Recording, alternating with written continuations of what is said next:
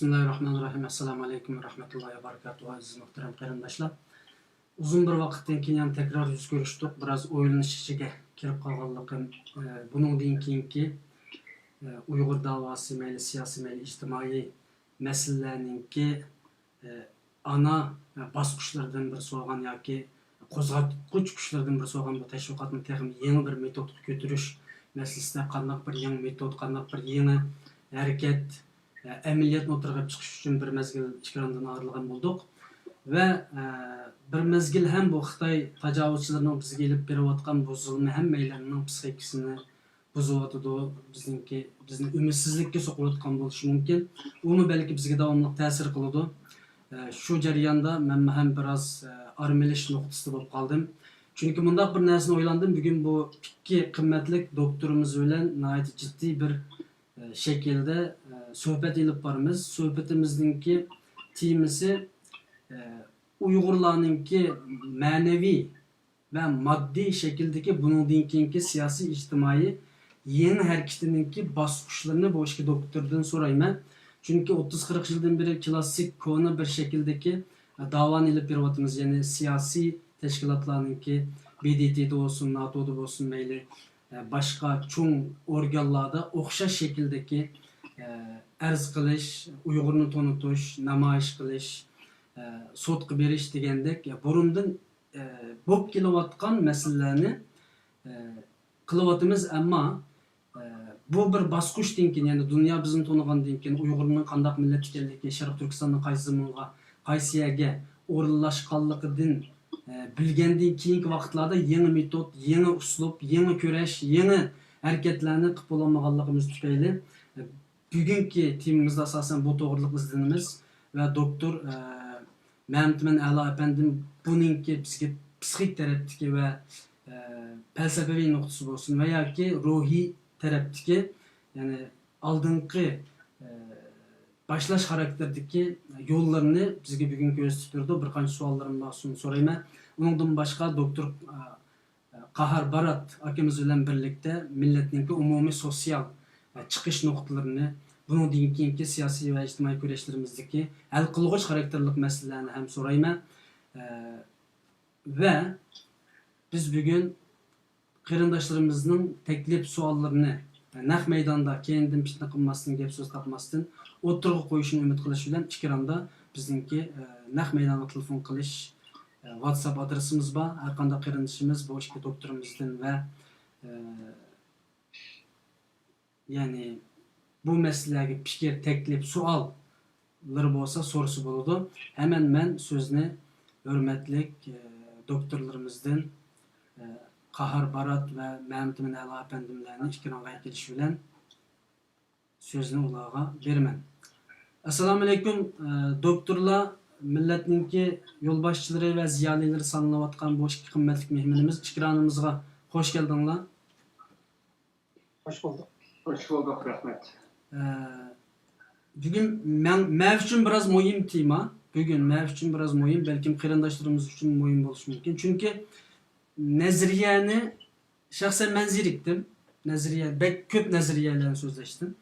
Biraz hal qilg'ich xarakterdagi amaliy nuqtalarni tushuntirib berishinglarni millatga, ya'ni kasal bo'lgan bir xalqqa va yoki psixikasi buzilgan bir millatga va yoki nima ish qilishini bilolmay turgan qarindoshlarımızga, gangrab qolgan kishilarga ochiq bu nuqtalarda bu xizmatlarni qilish bilan biz chiqish nuqtasiga, hal qilish nuqtasiga va qutulish nuqtasiga bora olamiz degandek aniq sumut masalalarni javob qilib berishinglarni umid qilaman. Men so'zni kimdan boshlasam bo'ladi? Mehmetmen A'lo başlasın. Uygurluğun kaidesi çoğunlardan kirdi, harika. Siz başlat bir merak işini. Mesela bunu başlaştım burun bu Hüseyin Tecelli bölümünün evet iken bunun text message bunun da birinci sualı Uygurların umumi siyasi kuraş ve ictimai faaliyetleri karşı xulasa eder. Yani yoğun bir xulasa iken ben xulasını çıkıp bulamayım. Lekin Uygurların bir narsa ben Uygurların içinde en burun çetel okuş çıkar. Özlem özlem okuşta şahsi çıkanı devlet tarafından evetken emas 1986 yıl. Şunlaşka bu Uygur davası Uyghur davası yo'qdan barliqqa, barliqdan taraqqiy qilishga va har xil bu qiyinchiliklar va mutlaqo yo'llar, dispensiyonlar uchun hammasini mening ko'z oldimdan bunday o'tdi. Mening yoshim 77. Alloh xuddi bir ko'z oldimda bir dramadek teatrda turibdi. Ham bu yerda hammani deb bu yamanjiq gap, lekin menga cho'ng ta'sir qilgan 2-3 narsani Uyghur davasida, Uyg'urning siyosiy kurashlarida 2-3 cho'ng narsani maslaga ben göz karşımda birincisi depri. Birincisi Erkin Altekin başlayan bu lobbyçılıkınki ehemmiyeti bu naiti çoğun iş oldu. Biz bunun işlemini bilmektik. Biz narsiydi bir millettik. Az bunu Uygur çeteliydik. Erkin Altekin akımız bizde şu tinişlik yol bile bu lobbyçılık bile garip medeniyetinde en kabul kılıdığan ve en tesir gösterdiğin müşnaf yoluyla bizge başlamçılık kılan için Uygurlar eğer milletke kızıkıdığan, milletin istikbala kızıkıdığan, dava kızıkıdığan adamlar olsa Erkin akımızın akıgın ergişip lobbyçılık kısak buldu geldi. Bu lobbyçılık hazır karap baksa bu bir en yaxşı tiniş yol bilen manıdığan ve hakkında yaxşı tesir gösterdiğin, garip ellerine çok tesir gösterdiğin bir usulken. Bizge okşaş. Bizden bizi bile tangdaşmı seç turgan milletlerden kurgan bulsak Çeçenler bu nayt eğirci günler geldi. Lekin Çeçenlerinki nayt ilmi ziyalilerinin Erkin Altekin'deki adamlarının halkara garip sahnelerde tiniş yoluyla ilmi usulda lobbyçılık kılığını az gördük.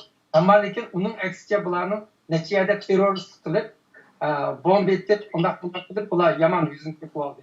Onsa Çeçenlerinin beşiği az gün gelmedi. 20'de Çeçen'in bu Berlin'i partlagan bombalar yok etti.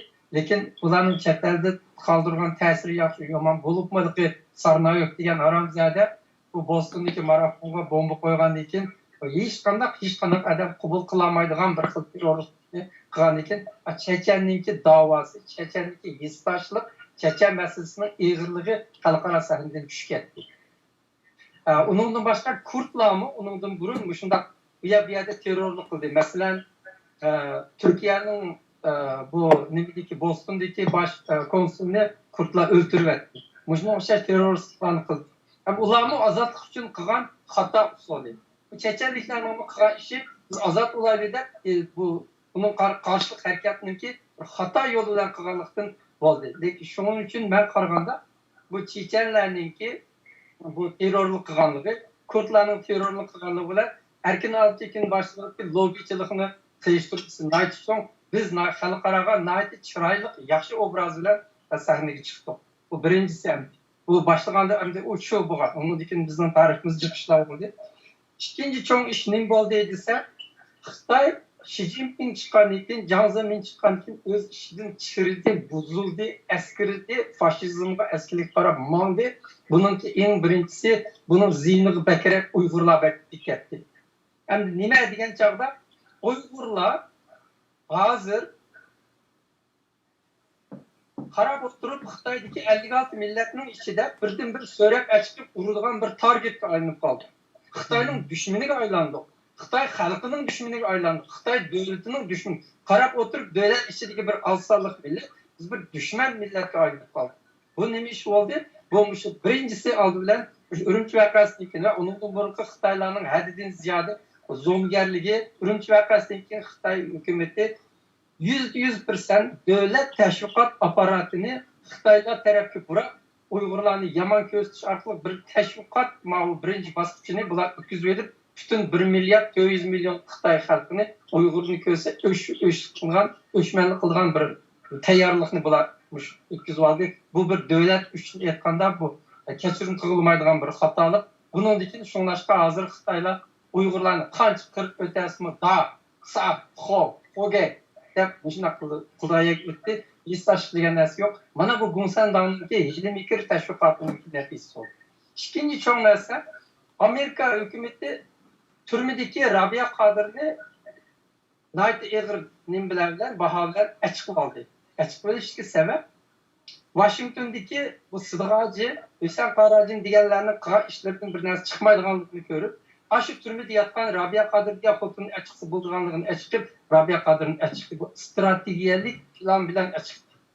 Nemi için açıktı da bir sual sormaydı. Sebep bilen açıktı. Açıktı.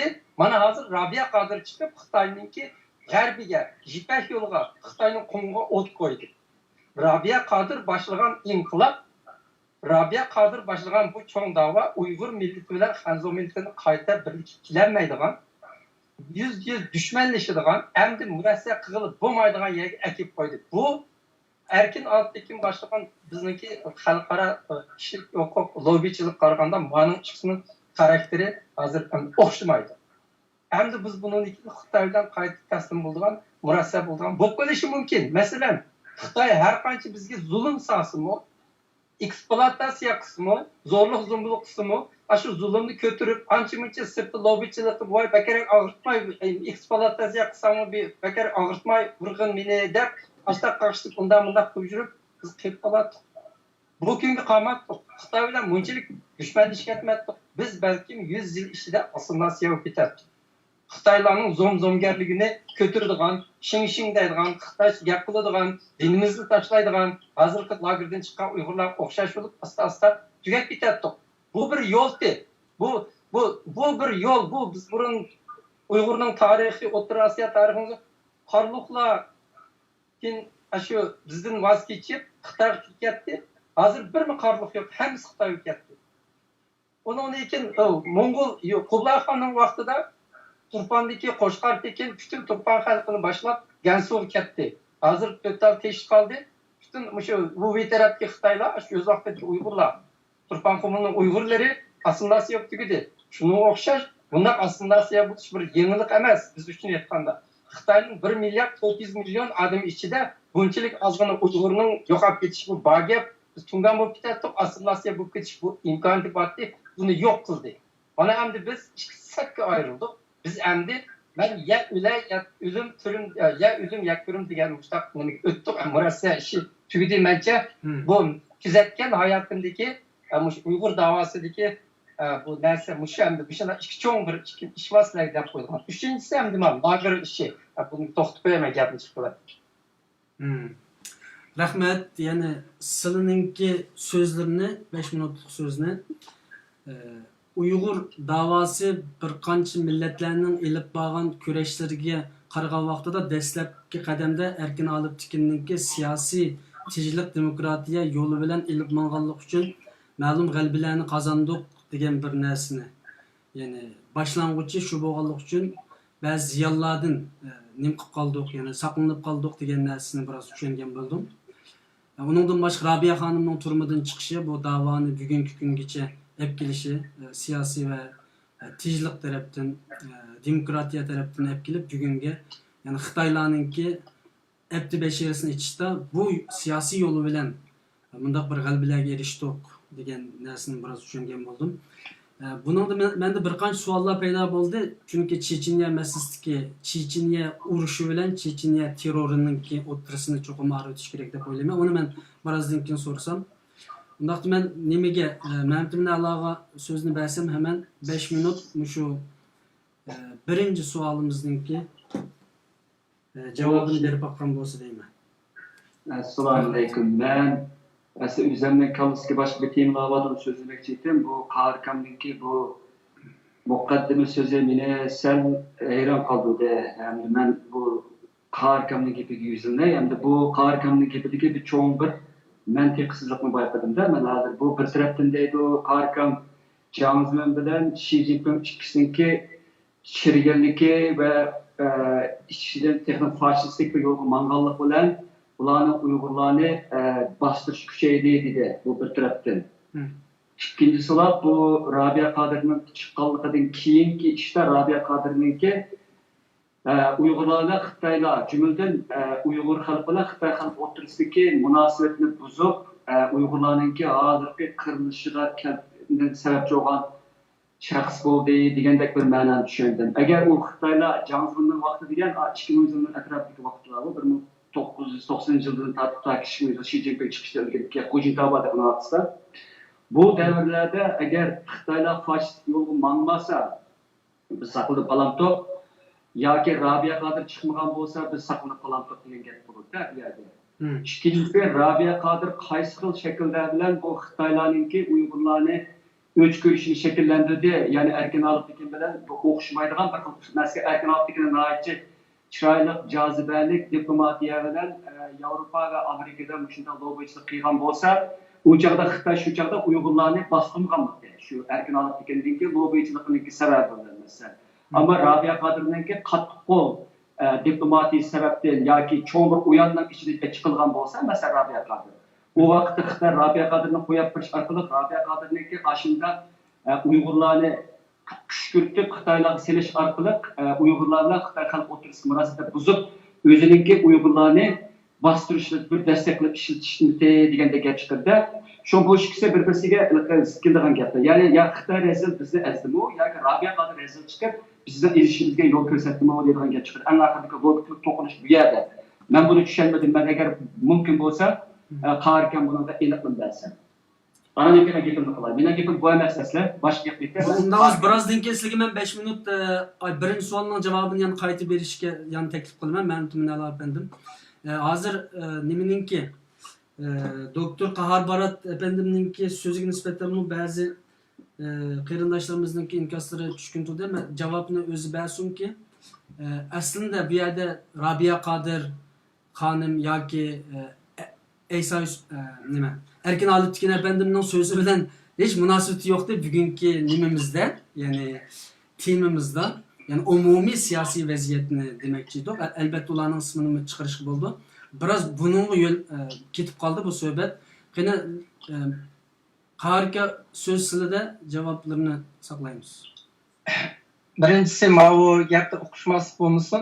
Rabia Qodir bu Xitoy bilan biz dushmanlashib ketishga sababchi bo'ldi degan bu xato. Men bu gapni qilmadim. Bu yerda ish Rabia Qodirninki bu da'vo bo'lgan rahbarligininki mazmuni va uningki xulosa yani oqibati bilan Erkin Alitdikin ikkisi bizlar tarixni ko'ryapmiz.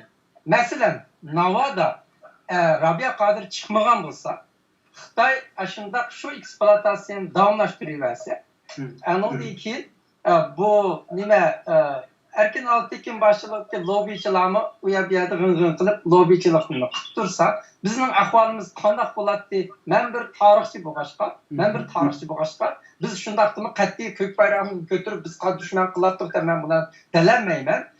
Balkim u shu tarafida bo'lgan bo'lsa, balkim biz besilib ketgan bo'lishimiz mumkin. Ehtimol bu bo'lmagan narsani bo'lmaydigan, bu yo'q bu narsa.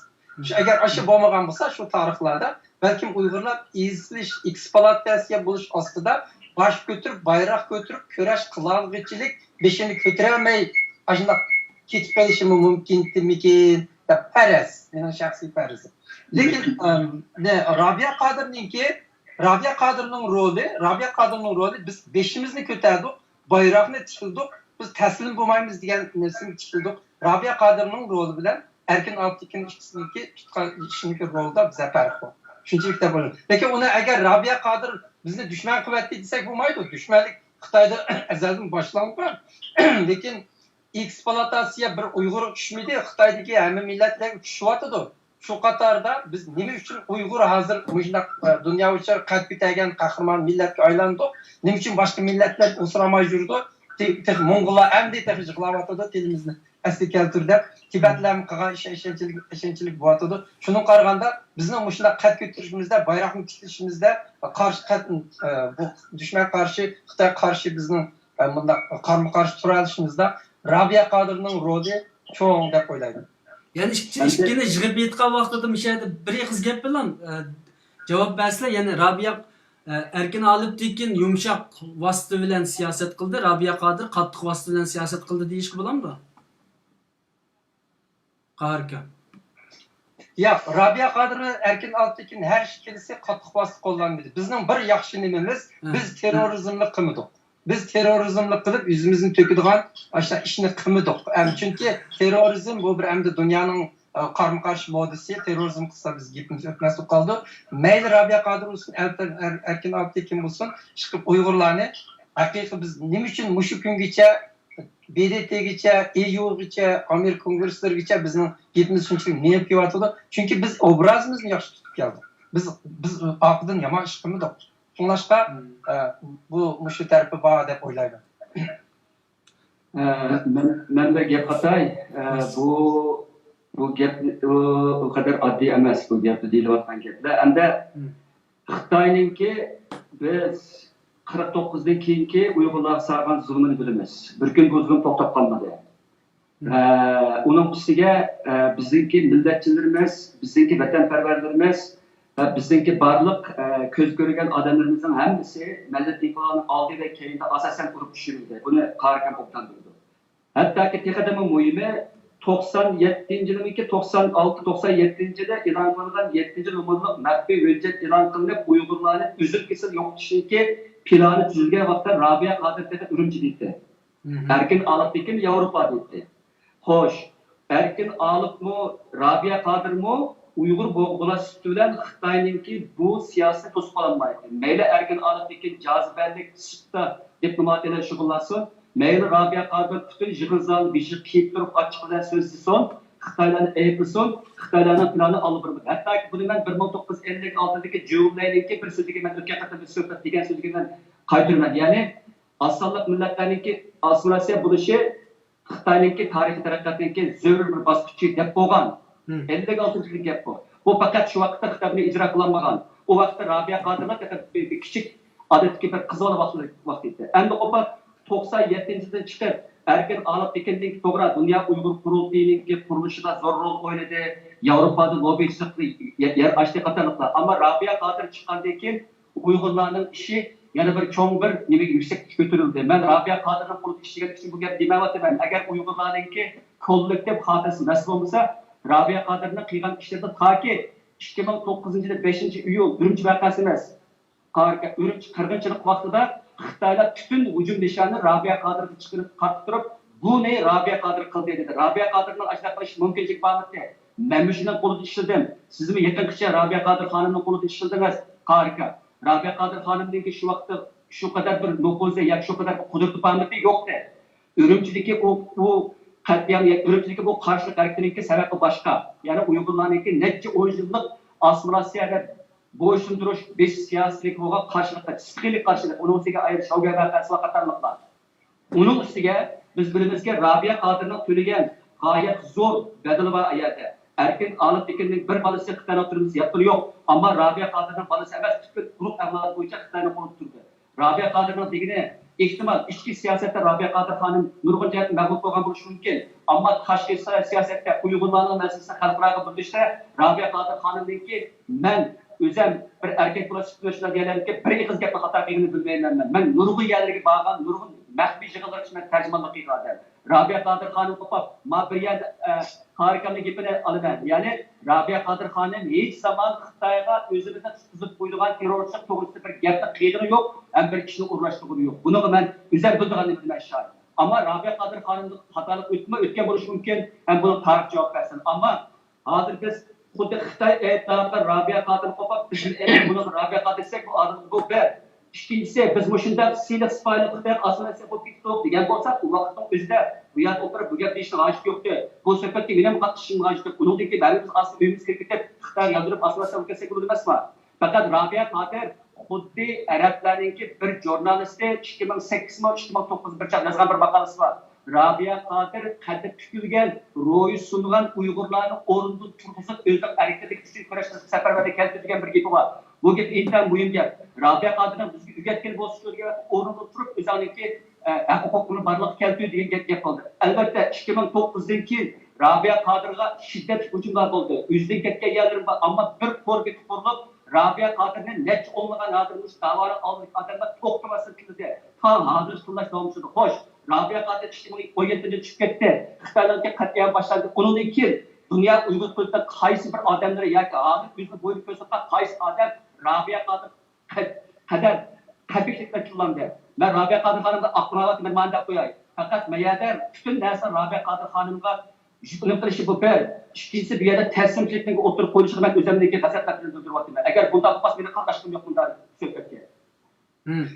O gap bay birisini misal keltirdinglar. Rabia Qadir chiqib ro'y sungan millatni tiklab tikildi degan mening gapimmi shu-ku. Bu Erkin Altekin başlığını bir insan hukuk lobbychilik shunday boshlab kelgan ishlar taraqqiy qildi. Rabia Qadir uni texim yuqori pallaga ko'tardi demoqchi. Men gapni qamlashtirmadimmi yo'q uqmayman. Yangi boshlanganda lobbychilik bilan boshlandi. Biz yaxshi obraz tikildik. Rabia Qadir chiqib qahramonlik bilan bayroqni tikladi. Biz hozir shuning bilan bizning Uyg'urlarning sungan ro'yi yıkılgan Uygurlarni tiklab chiqdi. Mening davatgan gapim shu.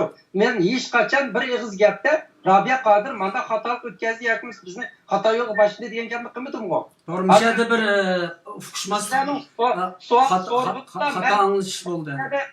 Men 40 yilgacha turgan odam, men birinchi Uyg'ur men chet elga chiqqan, ko'z oldimda ko'rayotgan dedim. Erkin Altekin davri bir yeni boshlangan lobbychilik davri edi. Rabia Qadir davri bayroq ko'targan bir qahramoni jang kurash davri dedim. Buning ichida kim birsida xatolik, birsida kamchilik degan narsa demidi. Men ikki xil davrninki biroz farqini deyapman. Agar ikkisida farq yo'q, o'xshash desanglar, uni uqdim. Ya to'g'ri, mishadi men riyosatchi bo'lgandan keyin men buni kontrol qilishim kerak. Men bir xato tushunishim bo'lib qoldi. Doktor Ma'mtimin Allah efendim. Yani men başında tushundim Qahrakamning so'zida nim bilan Erkin Altekinning ilib bo'lgan xizmati bilan Rabia Qadirning ilib bo'lgan xizmati o'rtasida bir jiddiy ziddiyat borligini demidi. Ammo gap so'z oralig'ida balkim bir xato tushunish yoki tushuntirilishda yoki biz anglashda xato bo'lib qoldi. Ammo bizning temamiz bugun bu emas deb doktor Qaharka va doktor Ma'mtimin akimiz shundaymi? Bugun bizning temamiz bu emas. Ya'ni biz bugun chiqib Rabia Qadir nima ish qildi, Erkin Altekin nima ish qildi degan masalani so'ramoqchi emas. Faqatla meniki birinchi savolimni men qayta bir qarab o'tay. Chunki balkim chatoq menda bo'lishi mumkin. Ya'ni Uyg'ur diasporasidagi, ya'ni chet eldagi muhojirlar ilib bo'lgan. Men muhojirlar ilib bo'lgan deyman. Chet ellik Uyg'urlar ilib bo'lgan demayman. Chunki 2016 yilgacha %1% ya 2% Uyg'ur inqilob qilibdi. Mening nazarimda. 2016dan keyin Uyg'urlarda bir uyg'onish. Shunga chet el diasporasidagi muhojirlar ilib bo'lgan siyosiy kurash va ijtimoiy faoliyatlarga qarata xulosa xarakterida fikringizni bayon qiling dedim. Buni Qahrakam dediki, bu uzun yillik 40-50 yillik yoki 30-25 yillik siyosiy kurashda yoki Rabia xonimga nisbatan 15 yillik siyosiy kurashda ular oldida manganlik uchun bularga avtomatik bog'lab tushundirdi. Qahrakam bog'lab tushundirdi. Bu normal aslında. Chunki ular qanday bo'lsin millatga liderlik qildi. Ammo Checheniya masalasida meni keyin so'raydigan savolim bor. Sizningki Ma'mtimin doktor sizga 2 minut vaqt beraman. Bu savolga bir javob berasizlar, uqishmaslikni tugataylik. Biz programmaning 5-dan beri uqishmaslik kirib oldik. Umumiy siyosiy kurash va ijtimoiy faoliyatlarga qarata xulosa shaklida. Ya'ni bizning siyosiy harakatimiz va ijtimoiy faoliyatlarimiz ijobiy va salbiy tarafini xulosa bilan bir tushuntirib bersin. Endi chet eldagi siyosiy kurashlardagi 2 minut vaqt bo'lsa, men qisqacha 3 jihatdan biz eg'ir kirzishga duch kelyapmiz hozir. Birinchisi meyli ijtimoiy jihatdan, psixik jihatdan, siyosiy jihatdan, iqtisodiy jihatdan bir birlikka kelamidik. Ya'ni eng qirg'inchiq uchirgan vaqtimizda eng bo'linishga yuzlanyapmiz hozir. Bunun turli sebepleri var, bu biyolojik sebepleri var, tarihi sebepleri var, bunun ijtimoiy sebepleri var, psixik sebepleri var. Eng muhim bir sebep mustamlika. Bu endi bu mustamlikadan tashqi jihatini ko'ramiz, o'zimizning ichki jihatini ko'ramiz. Buni hikmat bu bo'g'aliq tushunishimiz bu bir. Ikkinchisi, mana shunda eng og'ir qiyinchilik duch kelayotgan vaqtimizda bizni ro'yi jihatdan yetaklaydigan va bizga boshchilik qilib, mush qirg'inchilik, mush qaranqushlikdan o'tib ketishga yordam beradigan bir yetakchini ko'raman. Shaxsan men ko'ramadim. Biz abay dedik, mesela Erkin Altekin bo'lsin, Rabia Qadir xonim bo'lsin, ya boshqalar bo'lsin, buni bir o'ziniki tarixlarni qanday qilgan bo'lsin, buni oxirlashtirdi. Ammo bir yangi bir davr degan vaqtimizda bizda meyli chet eldan matbuotlardan Uyg'urlarning lideriniki har bir Xitoyda bo'layotgan bir ish to'g'risida hamma muxbir ko'z og'zi qarayotgan bir adamimiz bo'lmadi. Qiladigan ishimiz nima bo'ldi degan vaqtimizda Hammamiz shu namoyish qilish, u qilishlik ko'nliq, yenilikdan azroq tursa, masalan, shu guvohlik berish va boshqa nima ijtimoiy mediada barcha ko'z ko'rinish, bir nimalar hech qadar azroq ilgirdi. Ammo cho'ng jihatdan bizni ro'yimizni ko'tarib, bizga nishon belgilab turgan na tashkilot, na bir yetakchi bo'lmadi. Onun üstüne özümüzdeki milli xarakterli türlük illetler sebeplik, mesela bizdeki öz mektubluq, şahsiyetçilik, türlük şekillerdeki tarihten berip zulümle özümüzdeki işçilikler birbirimizge boğan eğitim, bağır katlıklar, nurgun sebeplerden ben bu sözler vatıma hazır. Özüm birleşikliğe barlık keltiremdik, hem bizi birleştiren adamlık oturup çıkaramadık. Ben bundan adamı çünkü biz deyimiz, devir kahramanlığı yarattı. Şuna bir vakti kahramanlığı devir yarattı. Bu devir mu kahramanlığı yaratamadı. Ya şunun için ki kahraman mı bu yeni bir devirni açamadı. İkinci getir. Yani üçüncüsü bizimki deminki Mark Twain'inki bir gibi varken nurgun adamlar 27 yaşa kirdi ama biz ularni 72 yaşta keçkip dafn qilamiz degan bir. Bu degan nima degan gapga bakın nurgun adamlar şu ko'p Allah'da hayatını bir xil ro'yxatda o'lik holatda o'tkazdi degan gap. Biz ama hozir mush qadimda qat'iyamda bizning ko'ryapganimiz nurgun odamlarningki sap ayrilib chiqish, ya'ni qat'iyamda intayin qarshi turayotgan bir odamlarni qat'iyamni qabul qilgan, uni tabiiylashtirib, ichkilashtirib, qabul qilib, bo'ladi. Bundan keyin biz ya assimilyatsiya olib ketadi, ya mushbiti Xitoyning rahmatini kuchini, ya atani bizni qo'yib bersin, mayli bo'ldi biz ozodlik Şark Türkistan'dan mustaqil gapni qilmaylik deydigan bu sabda jiddiy og'irlayotdi. Shuning bilan bizda siz gapingizning beshida azroq deb o'tayotganda kollektiv pislik qalamqonchilik siyosiy jihatga qalamqonchilik bag'asida kelishadi. Mush uch jihatdan deyish bo'ladi. Ya'ni umuman xulosaga vaqtimizda tilga chiqqidek, qo'liga chiqqidek Xitoyning oldida cho'ng bir lider ning yetakchiligidagi gibi cho'ng bir harakatimiz aciz bo'lib qoldi, yo'q bo'lib qoldi demoqchisan. Siyosiy jihatda birlashamadik, siyosiy liderni o'tirib chiqamadik, psixik jihatda shuni aql tushibdi, psixik jihatda eg'irda bo'linish va krizga yuzinayapmiz. Burunga bor holat haqida eg'irlashadi. Shu. Rahmat, Allah razı olsun. Söhbetning beshidan biroz jiddiylashdik, chunki aslında hammalarning ko'ngli parakanda va psixikimizmi Xitoy, mesela ben bu şu bir ikki jarayonida biroz o'zim ichimga kirib qoldim. Söhbetmi qilolmadim. Hatta o'yladimki, Xitoyga biz 1.824.000 kvadrat kilometr yani beribdik. Uning ostidagi oltin ko'mishni beribdik, neft, ko'mir, kan boyliqlari bütün narsani beribdik. Yer ziminlarimizni beribdik. Namazımızı beribdik, yağlıqımızdan chiganmadik, saqalımızdan beribdik. Hamma narsamizni berivetsek bu Xitoy bugungi kun kelganda bu oldigan bütün narsani bo'lib, endi jinimizni oldiga yerga kelganini ko'rib, men haqiqatan nəhayət ciddi bir şekilde Xitoyninki qisas ilayotganligini, umumyuzlik yani bir qatliam qarab yuzlanganligini tushungan kundan tortib, sizlar degan doktor Mehmet Minala 30-40 yıllık siyasi dava olsun, demokratik ticilik davası olsun, Rabia Kadir Erkin Alıptikin davası olsun, qaysi dava olsun, bu milletninki bugünkü kundagi Xitoyning qisasiga, o'ltirilishiga kuch qaydigan holatni ko'rishda yerimini ko'rib qolgan bo'lg'aymitok degan bir holat keldi va buningdan keyin biz yeni yoki qattiqroq yoki chiqish yo'li bo'yicha hal qilg'uch xarakterli bir narsa topmasak, bizning ishimizningki chatoqligini va yo'qolib ketadiganligimizni sezib, men gapning rosti bir shikoyatim bir haqiqatan psixikam buzildi va jimib ketib qoldim va izlandim. Bugun sizlardan oldigan javobim tarixni tamam onu deyishimiz, ammo oldimizdagi kunlarda bu bizdan qisas ilayotgan. Faqat hamma narsamizni bo'lib bir bulangchi bir uyga kirsa, melini, uni buni ilib chiqdi. Ammo bu bulangchi bizning jinimizni ilayotdi. Hammanimizni bo'lib o'ldirib chiqadigan bir bulangchi bo'lib qoldi-da. Bu oldimizda nəhayət vəhşi bir qatil var. Bu qatilga nisbatan buningdan keyin mayli Erkin Alıptikin, mayli Rabia Kadir, mayli Dolqun Aysa, mayli boshqa kishilarning menayotgan yo'li yetarlikmi yoki boshqa bir yo'l topamdiq? Yeni bir qadam bormi yo'qmi deb sizlardek doktorlarga, ziyolilarga men bu savolni buningdan keyin tashlaymanki, bundan keyin bizga yo'l ko'rsatsin. Ya'ni Nima ish qilamiz degan savolni tashlayman. Shu ikkinchi savolimni so'rayman. Ya'ni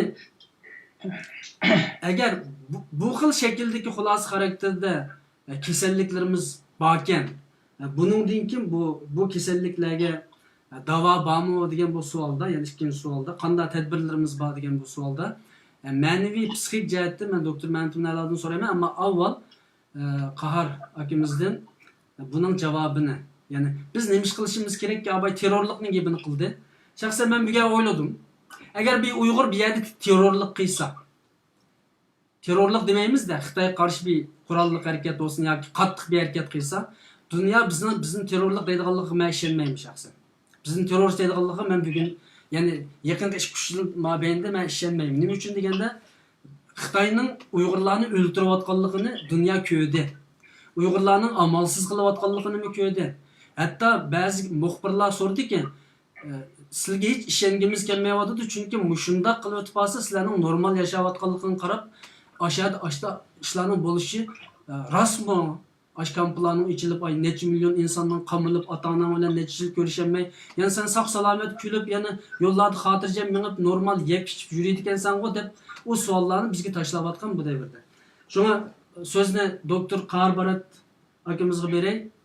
Buning davosi ustida bu bir gap bor, tarixda if degan savolni qo'yish bo'lmaydi. If degani agar degan gap. Demak, biz mushu kungacha keldikmi, undan burun agar qanday qilamiz, qanday bo'ladi deganlarni biz keyin tarix tadqiqotdan ayirib o'tirib deyishimiz bo'ldi. Biz mushu kunga keldikmi, biz qat'iy Xitoyga qarshi vatanimizni ozod qilish, millatni ozod qilish, kurash qilishdan boshqa bizning hech qanday boshqa chiqish yo'limiz yo'q. Ham Mantum Naloning bir gapi, masalan, biz ko'z oldimizga masalan hozir biz tarixda mundaq bo'lsa, if agar mundaq bo'lganmiz, mundaq bo'ladi. Bu ming bir kecha hikoyalar qilib tursin. Biz mushu kunga keldik, mushundaq jiddiy vaziyatda biz qanday qilishimiz kerak deganda Mantum muhim bir narsa o'tirib qo'ydi. Bizda liderlik yo'q deb. Albatta bizga nihoyat muhim lider kerak. Bizga odatdagi bir dodiyning dujam emas. Bu hozir dunyo kurashiningki, dunyo siyosiy kurashining eng oldidagi, bayrog'ning oldidagi Uyg'ur oldida turyapti hozir. Tibetning oldiga o'tib ketdik biz. Mushunchalik yerga bir lider bo'ldik, Dalay Lamachilik bir lider bo'lishimiz kerak. George Washington bütün Amerikani ozod qilganda shunchalik qattiq kurashlarni qilib, haddi hisobsiz cho'ng to'ylarni yaratib, 8 yil 2 qatim prezident bo'lib qolgandan keyin haqi nima degan? Men endi tushib ketmasam bo'lmaydi. Mushu 8 yil ichida men qilayotgan tagan qalaymaganchiliklarni ishtik tushib ketmaydigan bo'lsam, siz tushib ulgurmay qolasizlar. Ko'rdinglarmi Mamas? Bo'lmasa butun xalq George Washingtonni 3 qatim 4 qatim saylab yurish mumkin edi. Shu odam shunchalik cho'ng ishlarni qilib va shuncha yaxshi ishlarni qilib, men o'tkazgan 8 yil ichidagi xatoliklarimni va ishtik tushib ketmaydigan bo'lsam, qog'ininglar tuzitib qololmaysizlar degan. Mana bu mas'uliyatchanlik. Agar sana 4 yil fursat beramiz, yana 4 yil fursat beramiz. Agar sen millatni, davlatni yaxshilab boshlayamsan, sen siz tushib ketsan. Shunlashqa liderlarimizga bizga lider kerak. Shuna liderlar bir narsani o'ylash kerak. Liderlik bir shuhrat. Agar sen millatni yaxshi yo'l boshlamsan, siz tushib ketsan eng oxirida. Shuning uchun senda shu qobiliyat bormi? Shu millatga nisbatan shunchalik bir mehribonlik bormi? Siyosiy sahnalarda javob bera oladigan biliming bormi? Mushuning nimasiga qarab turib naytiga, chunki biz nayti zil inchga yuqori saviyalik bir yerga taxtida biz chiqdik hozir. Shuning uchun men 100% qo'shilman, bizga lider kerak, lider o'qganmi, o'qigan lider kerak, tajribali lider kerak, ziyrak liderlar kerak. Oxirida bir kichikkin bir savol so'rayman. Lider chiqamdi, biz chiqaramdik. Qarka. Lider o'zi chiqamdi, xalq chiqaramdi. Asas shartini liderning shaxsiy shu odam uni o'rinlaydi. Qolgan qismidagi tajribalarni xizmat jarayonida, ishlash jarayonida biz xalq qo'llash orqali bu liderni bir pishqon lider chiqaramiz. Hech qachon bir lider chiqishiga o ilqi mundaq dаңlıq lider bo'lib ketamaydi, qahramon lider bo'lib ketamaydi. Onun bir tirik odam, onun bir o'rganish darbi berish kerak, vaqt berish kerak. Mushunday qildi. Shunlashqa biz berib mikroskop bilan undan bir tayyor chiqib dunyo sahnasi bilan qila oladigan bir liderni o realistik gap emas. Ammo lekin bilim saviyasi, ziyrakligi, imoni, sufti, millatparvarligi mushlar hammasini biz o'tkazgandan keyin biz bo'ladi ekan deganni qilsak. Bo'lmasa har qanday bir kichkin bo'ron chaqquchisi bulunqishga kirib olgan qo'rqanchoq hech qanaqa to'rt og'iz gapni qilolmaydigan, bo'libmi millat eng muhim savollarga javob berishga teshib kelganda javob bermay turib oldigan, meni saylanglar, meni ko'taringlar deydigan bundaq bo'lsak biz bundan liderni qo'lda tugish ketimiz, bundan lider oxiri sesib tushib ketadi. Rahmet, hazır bu bir ayının yoki 15 gün jarayonida tor dunyosida bo'lib o'tgan fitna fasodga munosabatlik bir gap bo'ldi, oyog'idagi gap, ya'ni lider tomning keyini ko'tib oldigan bo'ldi, hammani tashlabli bo'ldi, haq nimasi desin, fitna qilsin, fikr qilsin, qilmasin, men o'zimning ishini qilaverman, sen so'zingni qilib ketaver deydigan bir lider kerak emas. O'tirib chiqib hech nimadan qo'rqmay shirak mushlab turib gap qiladigan lider kerak degan bir gap chiqdi buningdan. Undaq Mehmet efendim söz özlerde ikinci sual sizlarga ketdi. O qarkamdan başqadagi javob berayotgan, garchi meni maqsadim qarkamdagi javob berish emas. Shuning uchun tarixda shartli jumla bo'lmagandan keyin, ya'ni if then jumla bo'lmagandan keyin Rabia Qodir chiqmagan bo'lsa qanday bo'ladi demaymiz qarkam. Bu gap tugadi. Xo'sh. Endi men Ürümçide meni bir derdim bordi. Ürümçiden tartib bu meniki 20-30 yillik bir derdim bo'ldi. Ya'ni Uyg'ur kadrlariga istifoda emaslik. Ben nurg'un kadrlarni ko'rgan hayotimda, dadam qish degan, dadam yuqori amaldor bo'lgan bir kommunist odamdi. Men dadam qish degandim. Sen nemishqa agar Xitoyning degan Xitoy sening gaping ilik olmasa, sen nemishqa istifoda berolmaysan degan. Shuncha dadam bilan nurg'unlagan bizni qo'timiz bo'lgan. Men nurg'un Uyg'ur liderlarini boshliqlarini ko'rgandimda, o kadar xorluq uchrab, o kadar ko'zga ilinmasmi, shu huquqqa xuddi ashulaqda azali ashdan berilgan bir tajdek ashdan yipshatdi. Qalbiracha odamning huquqiga keltirdi. Men buni shu Xitoyning aslida Uyg'urlar amalsizlikni qildigan o'xshaydi deb o'ylab kelman. Ammo chetelga chiqqanimda men yine ham bu liderlarningki oldimdagi hozir liderlarningki o'xshash ekanligini ko'rdim. Men buni bir millatning umumiy xarakteriga narsa deyolmayman. Ammo hozir bu özünün vazifasini qilolmayotgan liderlarning umumiy istifodasini talab qilaman. Asosan bu bizning degan yerimizdan chiqmayotdi hozir. Men tarixda qora yuz jinoyatlar bo'lamiz. Men ba'zi liderlarni bilaman. Tarix qo'raq uchraysa, mayli chatqam yo'q degan liderlarni men anglagan. Ammo qilolmadim buni. Sen xalqni degan yerdan chiqolmayotsa, buning uchun men kollektiv istifoda berib yeni başladım. Çünkü a sualingizning javobi hammani qaytadan boshlansaqmi, herhalde cho'ng muhim ishlarni qaytadan boshlansaq bo'lmaydi. Bizga yeni bir tafakkur, yeni bir usul, yeni bir inqilob kerak. Bo'lmasa mushkilni so'rilib, xuddi suvdagi beliq asosida qaynab o'lgandek o'lamiz. Az vaqt qoldi. Bu birinchi gap. Ikkinchisi, bizning o'ttirimizdagi bu talash tortish, bu ziddiyat hammasi erkin olib ketgan Rabia Qodir, Abduqodir, Yapchan qatorliq cho'nglardan tortib, taki hozir yoshlar 18 yoshlargacha har bir yoshlar qatlamida bor. Agar bu millatga mush cho'nglardan tortib hammasi ish og'risa, agar mushlar nomininki kelgusida intayin rasmonatın ilinishni xohlamasa, taki Rabia Qodirdan erkin olib ketgan Abduqodir, Yapchan hammasi chiqib, birlashishni to'pidan tortib tuvangacha birlashishni chaqirib qilib o'ttirib o'tgan. Chunki bizning o'ttirimizdagi har qanday masalan, hatto bugun qarkamlar bu o'ttirimizdagi ziddiyat bu hech zaman Xitoylar bizning o'ttirimiz ziddiyatga kuch qilmaydi. Ham bo'lmaslik kerak. Agar buni shu ustida qilamisak, hammasi qo'rqib ketadi. Biz hammani boshdan agar shu cho'nglar uni qilolmay qolsa, u vaqtning o'zida qanday qiladi degan vaqtda men buni qiyin getirdim deyman. Amalsiz yoshlar chiqish kerak bu yerda. Chunki biz qilolmadik. Çoğunlar neler geldi bu vaktin oldu, tarihten aldı. Yani işte bugün bir yer söhbetimizin ki birinci çıkış yolu birinci kademini taşıyanlıklarını sezip atıma. Yani çoğunlar Rabia Qodir, Dolqun Aysa, Seyit Tumturuk, yani Meyl Hidayetillacım, Meyl Erkin alıp diken kim olsun bugün liderlik şekilde halkka dava kılıvatkan, aldık kılıvatkan kişiler birinci olup ittifaqlaşışınki şuarını to'lab emili ittifaqlashish kerak demoqchisizlar. Emili ittifaqlashsin, bizga ko'rsatsin, bizni yetaklasin, bizga bizning kuchli ekanligimizni, bizning ittifaqlashadiganligimizni ko'rsatsin. Undan bana ko'rsatganlikqa tarixni suyishtirib, Rabia Qodir mandat deganda, Dolqun Aysa mandat degan teshik qat'iy bo'lmaydi. Bunda vaqtimiz yo'q, buni qiziqmaymiz, yo'qlab ketdi. Shaxsan men bor. Agar o'li unda qilmisichu. Agar uni unda qilsa ikkinchi yo'lchi degan vaqtda hamma bir taraf qayirib başka çıkış gerek. Yaştan çıkışımız gerek. Çünkü çoğunlar biz cinayet güzatımız mandasıyla tutmamak. Halkımız bu kadar kırılgan vakitte beşimizi işimizi kılıp harika bir getirdiler. Hiç bulmadan dek halkı yeteklerine hatta ki halkın köğünlüğü çıkıdığın bir tüzük bir nutuk mu söz vermekten bizi başladık hazır. Nəhayət güzel gap oldu Başladık bu son. Bugünkü siyasi harekette xalqqa vekilli karakterde çıkıp nutuk sözleydiğin bir liderimiz yok demekçisin. Ya Ya. o yani bir tarife ama Evet. harikam degen vakit bekilmen. Bu liderlik degenler başkalar bek asan oylu aldı bu Uygur lider ulaşıcı. Çünkü hazır bu kırılıbattan bir liderlik Uygur'da lider bulaş. Kimden Beşik Telide degan vaqtda Uyg'urlar bir gap bor, anasining emchiga qattiq tishiga aylanganki Beşik Telide ish bu. Bu qanday degan vaqtda chet elning tilini biladigan, har qanday savolga javob beradigan, chet elninki medialarini og'zi qarqalaydigan, Uyg'urlarninki kishi tushunadigan, ro'y tushgan, taslimchilik menishga aldiravatgan, yoki shunday qilish mumkinlik bo'lgan bir millatni o'rnini yana qaytadan turg'izadigan, bizga umid berishadigan bir odamni kerak. Bizga keşkiyeliği konu tefekkür boyunca, konu tıl bilen, konu bir perdede biz bunu aldaq sosiyet mütevaz olmaydı, vaktimiz kalmadı. Eğer bunun 10 yıl, 20 yıl burun vakit olsa, nimede oynayıp bunu sen bu davanı camdak için yolda kılarsan beğenipti. O şunda bulup gelgen durgu geldi. Ama hazır bu bombaydı hazır biz intihayın kılını usulü gitvatımız hazır. Doğru. Bunda bugün kalmasak ertegenlik ki, benimki dinimle bombaydı ertegenlik biz veyran olmuyoruz. Az bir vaktimiz veyran başka hazır. Mesela sizin kanalınızda çatak çıkmadı, benim kanalımda çatak çıkmadı, sizin kanalınızda çıkmadı. Çünkü ümit sınavını düzenlememiz. Şundak.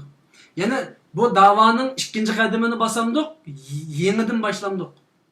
Ya avval gap çoğuladın kesin. Gap çoğuladın kesin. Çoğular avval çıkarsın. Uyar diye Xitay tullab koygan bilan vatan azat olmaydi.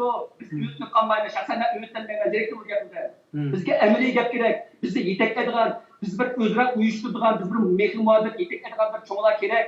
Ularning ko'pininki bir qismi go'gi sangildi. Allohning dargohiga berishdan ilgari ular o'zining ma'lum dunyolikdagi vazifasiga pak ato qilib ketsin. Allohning oldida yuz yo'riq bo'lsin. Bizga bir yo'riq bir aslimini qoldirib qo'ysin. Shundan izdan mangaydi. Benim hayatımın bu. Eğer u bomba kaparsa o vakitte ikinci yol meniş gerek. Yani ben sözünü Qahar Barat doktorga berme. Hazır Uygur davası biz halkara şu Xitay karşı çok kurashning eng oldida biz turibamiz. Har qanday biz burun Uygurning haqqi tushuntiramadik. Ehtiyoj yo'q hozir. Butun dunyo o'qib ketdi. Xitoyli desa virus deydi, burun Uygur deydi, lager deydi, hazır virus deydi, Uygur deydi, lager deydi, ondan Tibet deydi. Bu çıkıp olduk. Biz meyli, halaylı, halamaylı, biz bunu kılıç kımaylı, biz ne sahne, bu tarih bizni bu sahneye çıkır koydu. Bu şundan mühim sahnede, bundan mühim yerlerde, diplomatik cihetten, siyasi cihetten, iktisadi cihetten, til muharip cihetten, millet cihetten, medeniyet cihetten, bulup mu her bir devletler bilen bulduğum diplomatik münasebetler cihetten nihayet çıraylık cevap vereleydiğen, siyaset belgeleleydiğen, bir işlerini aldın ala köreleydiğen, okugan, akıllık, zirek, iştik, çakan, yaş, kuvvetlik ziyalilerimiz gerek. Mıcdaklarını çıkarışımız gerek. Çünkü millet aşın talep kuvvetidir. Mesela Uygurlarını, mesela hazır biz kan degende biz o sözleşilen 10 devlet var. 10 devletin 10 xil diplomatiyası var, 10 xil ahvalı var, 10 xil siyaseti var. Biz qanday aşlar bilen muamele kılışımız gerek, Yapon bilen nim kılışımız gerek, Türkiye bilen qanday muamele kılışımız gerek, Amerika'da qanday oynayışımız gerek, Xitay bilen qanday muamele kılışımız gerek, muşundak mürekkep, muşundaklarga diplomatiya cihetini kıldıgan gerek. İkincisi biz naydi kembeğen Uygurlarını biz her taraflardan iqtisad cihetin bay oladigan, küçük kudretlik bir ahali cemiyet muştaklarını berpa kılışımız gerek. Bir ağız gap kılıştan mı hak? Muştak iş yok. Üçüncüsü bu Uygur tili, Uygur özümüz yok ap bitip barımız. Uygur makule. 5-10 yıl için vakalar çoğup bitip Xitayla biz burada kiresek o yakşı. Eğer bu markır bu işimiz 100 yılga sürülüp kesse biz Uygurlar var mı biz çetelde? Bu muşiçek hazır birbirimize yaksız çıkıcılık Uygur kalmaydı uçağda. Biz tüye bit barımız. Muşuna akıdı yakıldığı kini. Onlara yapıldığı. Bunda iş. Yetmezse bizim muharifin ballarımız için yok bit bardı. Özünün kuvvetıdır. İkincisi biz hazır naite keskin işki cihettin ve taşkı cihettin. İki xil. Naite mürekkep meseleler yolu kuvvetimiz. İşki cihettin elbette dıgamızsak radikalizm. Gap kılmanınga, kanaklarımız bununla. Bu hatalık, az hatalık emez bizdikisi. İkincisi bu Uygurlarınki mavazırkı Uyguristan, Şarkı Türkistan mühtab olup ketdi. Lider olsan gap kılmanı kelgen çağda. Bu muşulanın hemisi milletini to'g'ri bayroq bilan to'g'ri yo'lga boshlaydigan bir liderning javob berganisi. Men javob bera olamdim, men timin javob bera olamda. Liderlerimiz cevap veriş gerek. Cevabını berip etip, kalamakanga gapirishma deb boshlaydigan bir adam kerak. Bizni qoyil qila oladigan adam kerak. Hozir biz bir chiqmagan bir oshko'z, nima bu osh qolgan bir kambag'al bir jidodiy bu namoyishchilar emas. Biz dünya bu xalqaro siyosiy kurashda bir oldi turayotgan nati kuchli bir armiya biz. Biz kuchli bir qo'shin. Shunday qo'shin yetakchilik uchun albatta biz nati yaxshi undan liderimiz izlashimiz kerak va lider bilan birga ziyolilarimiz bundoq tan qo'yish kerak. Mushkullar ko'ryapmiz. O'rta yosh, bo'lib yosh bolalarning ichidan nati yaxshi o'qigan, Uyg'urning g'amini yeydigan, nimsi yaxshi, dili yaxshi, insof yaxshi, bu undan bolalar chiqyapti, gap qilgan saviyaları nati yuqori va har turli sohalardan bizga berayotgan ma'lumotlarning saviyasi nati yuqori. Ular qaragan chaqda Mesela Mişədə, Qarikam, Mişədə 2018 yılı müstakillik avtonomiya cidili çıktı. 2019 yılı Şərq Türkistan mı, Uyğuristan mı cidili çıktı. 2020 yılı Ulus ve Uyghur etnikçilik cidili çıktı. Bunun asasen liderler cevap vermedi. Bugünküçe birer lider bu doğrusu çıkıp siz degende cevap verip bakmadı. Cevap vermişse qanday qilasiz? Şunu devatimiz, mesela bizde radikalizm baş köteydi. Radikalizm baş köteydi, çapın işlerini sevip de Allah'tan birinin kılıp, ömür birinin deyilgan, Mekke görüp özünü resim tartışıp yurdu. Kanay iş bu. Cevap verme aşılağa. Mınla ballarımız ülket değil mi? Nerede oldu? Bu mesele ne kılış gerek? Hazır bizde de falanizm, pistanizm, her birisi ismi çıkıştın burun aldık çıkıp cevabını veriyor gerek. Mişek egende Rabia Kadır'da kahraman oturuyor. Medeniyet seviyesi tüven. Lekin dağdırlık gelgende hiç kaçan aklı çekingini yok. Eğer mesela bunun dinkin ahırkı sualım, bunun dinkin yani cideller çıkıyordu çünkü bunu Uygurların içinden mi çıkarıp atkaldı ba ama köpçülükte Xitaylar bunu ait ulgayıp verdi teşvikat sahasında. Şunun için bu cidel bütün milletin başına vurdu. Yani liderler bununla biz bir yerde şahsen ben liderlerini eğitmek emesmen ama cevap vermeyenlik inik. Bunundaki yani cevap vermese bunun bir çıkış yolu var mı? Bu 2 yıldan sorayım ben. Kıskalan bir cevap veriyorum. Çıkış yolu ne bununki? Liderine tıllandık, orandık, çabandık, düşürütemdik. Ya ki pensiyaga chiqdimdik, nima deymiz buni? Yoki bu ish lider yaxshi ekan deb javobchilik ketaveramdik. Bir chiqish yo'li bo'lsin, millat buni keyindan mavzu. Birinchisi bizningki ümitimiz nayati yuqori. Şunlaşqa mayli Erkin Altekin, mayli Rabia Qadir, mayli Abduqadir yapcan har qanday liderlardan razı emas biz. Bularning qirg'ini yetmaydi. Qildi. Shu o'zining qo'lidan kelish qildi. Qobiliyati yetadigan yoki qildi. Shunchaligini qila oldi. Onun yuqorisini talab qilsang, yamrisi u chiqirib bermaydi. Ikkinchisi qiloligini qildi. Qolgan ish o'zimizga qoldi. Biz qanday odamni beshimiz qo'yishimiz, bu odamdan o'tkash har 8 yil bir bo'ladi. Bu Amerikada isbotlanib bo'lgan. Har qanday bir lider 8 yildan ortiq turishga bo'lmaydi deb bekitib o'tgan. Nima uchun desa, u millat uchun, davlat uchun bütün kuchini, zehnini markazlashtirib ishlaydigan bu fiziologik, psixologik vaqti aşınçılıkken, inandaki bu demeliş gerekken, yeniler çıkış gerekken. Şunun için bu oturvalıverdiğin bu padişahlık nime emez. Ama şundak gap. Şuna biz şunun kelgen çağda yani birincisi yaş ziyadiylarının özünü pes görmey, tüven görmey, yalnız korkmay, aciz görmey, özdeki yoşurun biliminin güçünün kançılık iskendiğini. Eğer məlum bir sahne çıksa kançılık yaxşı işlerini kıpyetelerganlığa işiniz gerek, biz kollaydı çıksın. Doğrudayız. Mehmet efendim siz muş ahırkı sualımı bir cevap veriyorsun. Liderler, çünkü avval liderler yükleyimiz zaten bu bir tabiat. Sizin cevabınızı anlayın. Mesela deyle bu Yakullah'ınki nahit bir esil bir karakteri varken bu karakteri demediği vakti məlum bir işini kılanmasa ya vazifesi ispat ediyor ya üzerinde samuraylarının roy boyunca öldürüyorlar. Bir gurur, bir nemi tuygusu var da ularınki. Men bunu liderlerini andap yesin deb men deganda bu lider unda deb ketmeydi. Qarikama bir doktor, onun üstüge bizimki nurgul adamlarımızda ziyali çap bu dediğin nemini közgürmaslıkın var bizimle. O bunu bilmem. yerdeki gap nima degan vaqtda shu lider millatga mening qobiliyatim yetmashlik qilib beralatini degan desin, men yomon chiqib ketmayman bu gapni. Agar biz qirılmagan bo'lsak-da yoki biz Turkiyadagi ya'niki bir boshqalar yoki bir ma'laqi Turkiyadagi qozoqlar yoki Turkiyadagi uyg'urning bir yerlik boshqalar yoki qozoqning deymi bu davlat var millatniki. Bu bo'lsa bu liderninki yomon bir cho'ng bir roli yo'q bu yerda. Ammo biz uyg'urlarning hayot namat qilishimizga mesela abaysiz bir muncha to'qinishlarni deb o'tdingiz. Hozir hech kimni ko'z qilmaydigan, hech kimning gapini ilik olmaydigan bir davrga kirdik.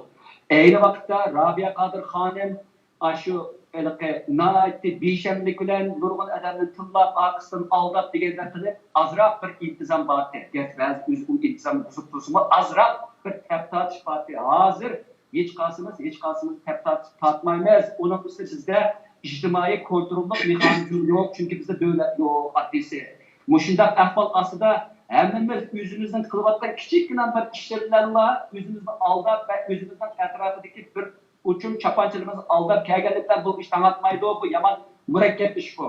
Biz faqat shu liderlarimizning oldi bilan bo'lsa o'zini bir damsa, hozir xalqimiz asosan men buni asli bo'lsa men ilgari degan bir gapda kollektiv saylan o'tkazilay deydim. Degan men bu gapni chiqardim. Ammo buni kamaytgan nemish qala desa, bundan pulu mush da'vodan kelyapti, bu o'yin tomoshalari mush da'vodan yana ish kelyapti. Necha 10 yillardan beri kelyapti nurg'unlarniki. Albatta bularning bilan qilgan ishlarim bor. Hammasi nayda bir ummat shaklida ma'nolanadi. Ammo hozir vaqt uchun degan vaqtda biz qarikam degandek dunyoga sahnaga chiqdik. Bizga bir rol yuklandi. Bu rol nima degan vaqtda Xitoyga qarshi selg'ivatimiz ma'lum bir davlatlarning yo'li bilan. Bunun üstüne degan vaqtda dal shu o'yanda shu rolga chiqqan vaqtimizda shu rolni yaxshi elishimiz kerak. Bu rolni yaxshi olgan vaqtimiz bo'lsa, Amerikaga bir xil gap qilamiz, Yevropaga bir xil gap qilamiz, Yaponiyaga bir xil gap qilamiz, Hindistonga bir xil gap qilamiz, Xitoyga bir xil gap qilamiz degandek. Hozirning o'zida mushunday hamma davlatlarga har xil gap qilib, ammo asosiy nuqta Uyg'urning manbadiga ne gavdanirgan bir odam yo'q anda. Bunday odam yo'q. Ya bu yerdeki narsa nimasi Uyg'ur chet eldagi diasporadagi Uyg'urlar o'zini elib etadigan bo'lsak, bizmi bir qancha davrni beshimni o'tkazdik. Biz bir o'g'inish davrini, kuzatish davrini, bilish davrini, bulubni tajriba edish davrini beshini o'tkazdik. Bugungi kunga Uyg'urlar burunqidek vaqirsa durut aqilmaydigan dehqonlar emas. Hozir aql kirkatdi. Hammadan o'yishib ish qilgan bo'ldi. Har qanday narsa kelgan chog'da. Mana tashkilotning nimasi yo'q. Mushundaq kun kelgan chog'da mushundaq 80 boshni akilib bir qo'sharg'idek qobiliyating biz chiqsa bunisi yo'q.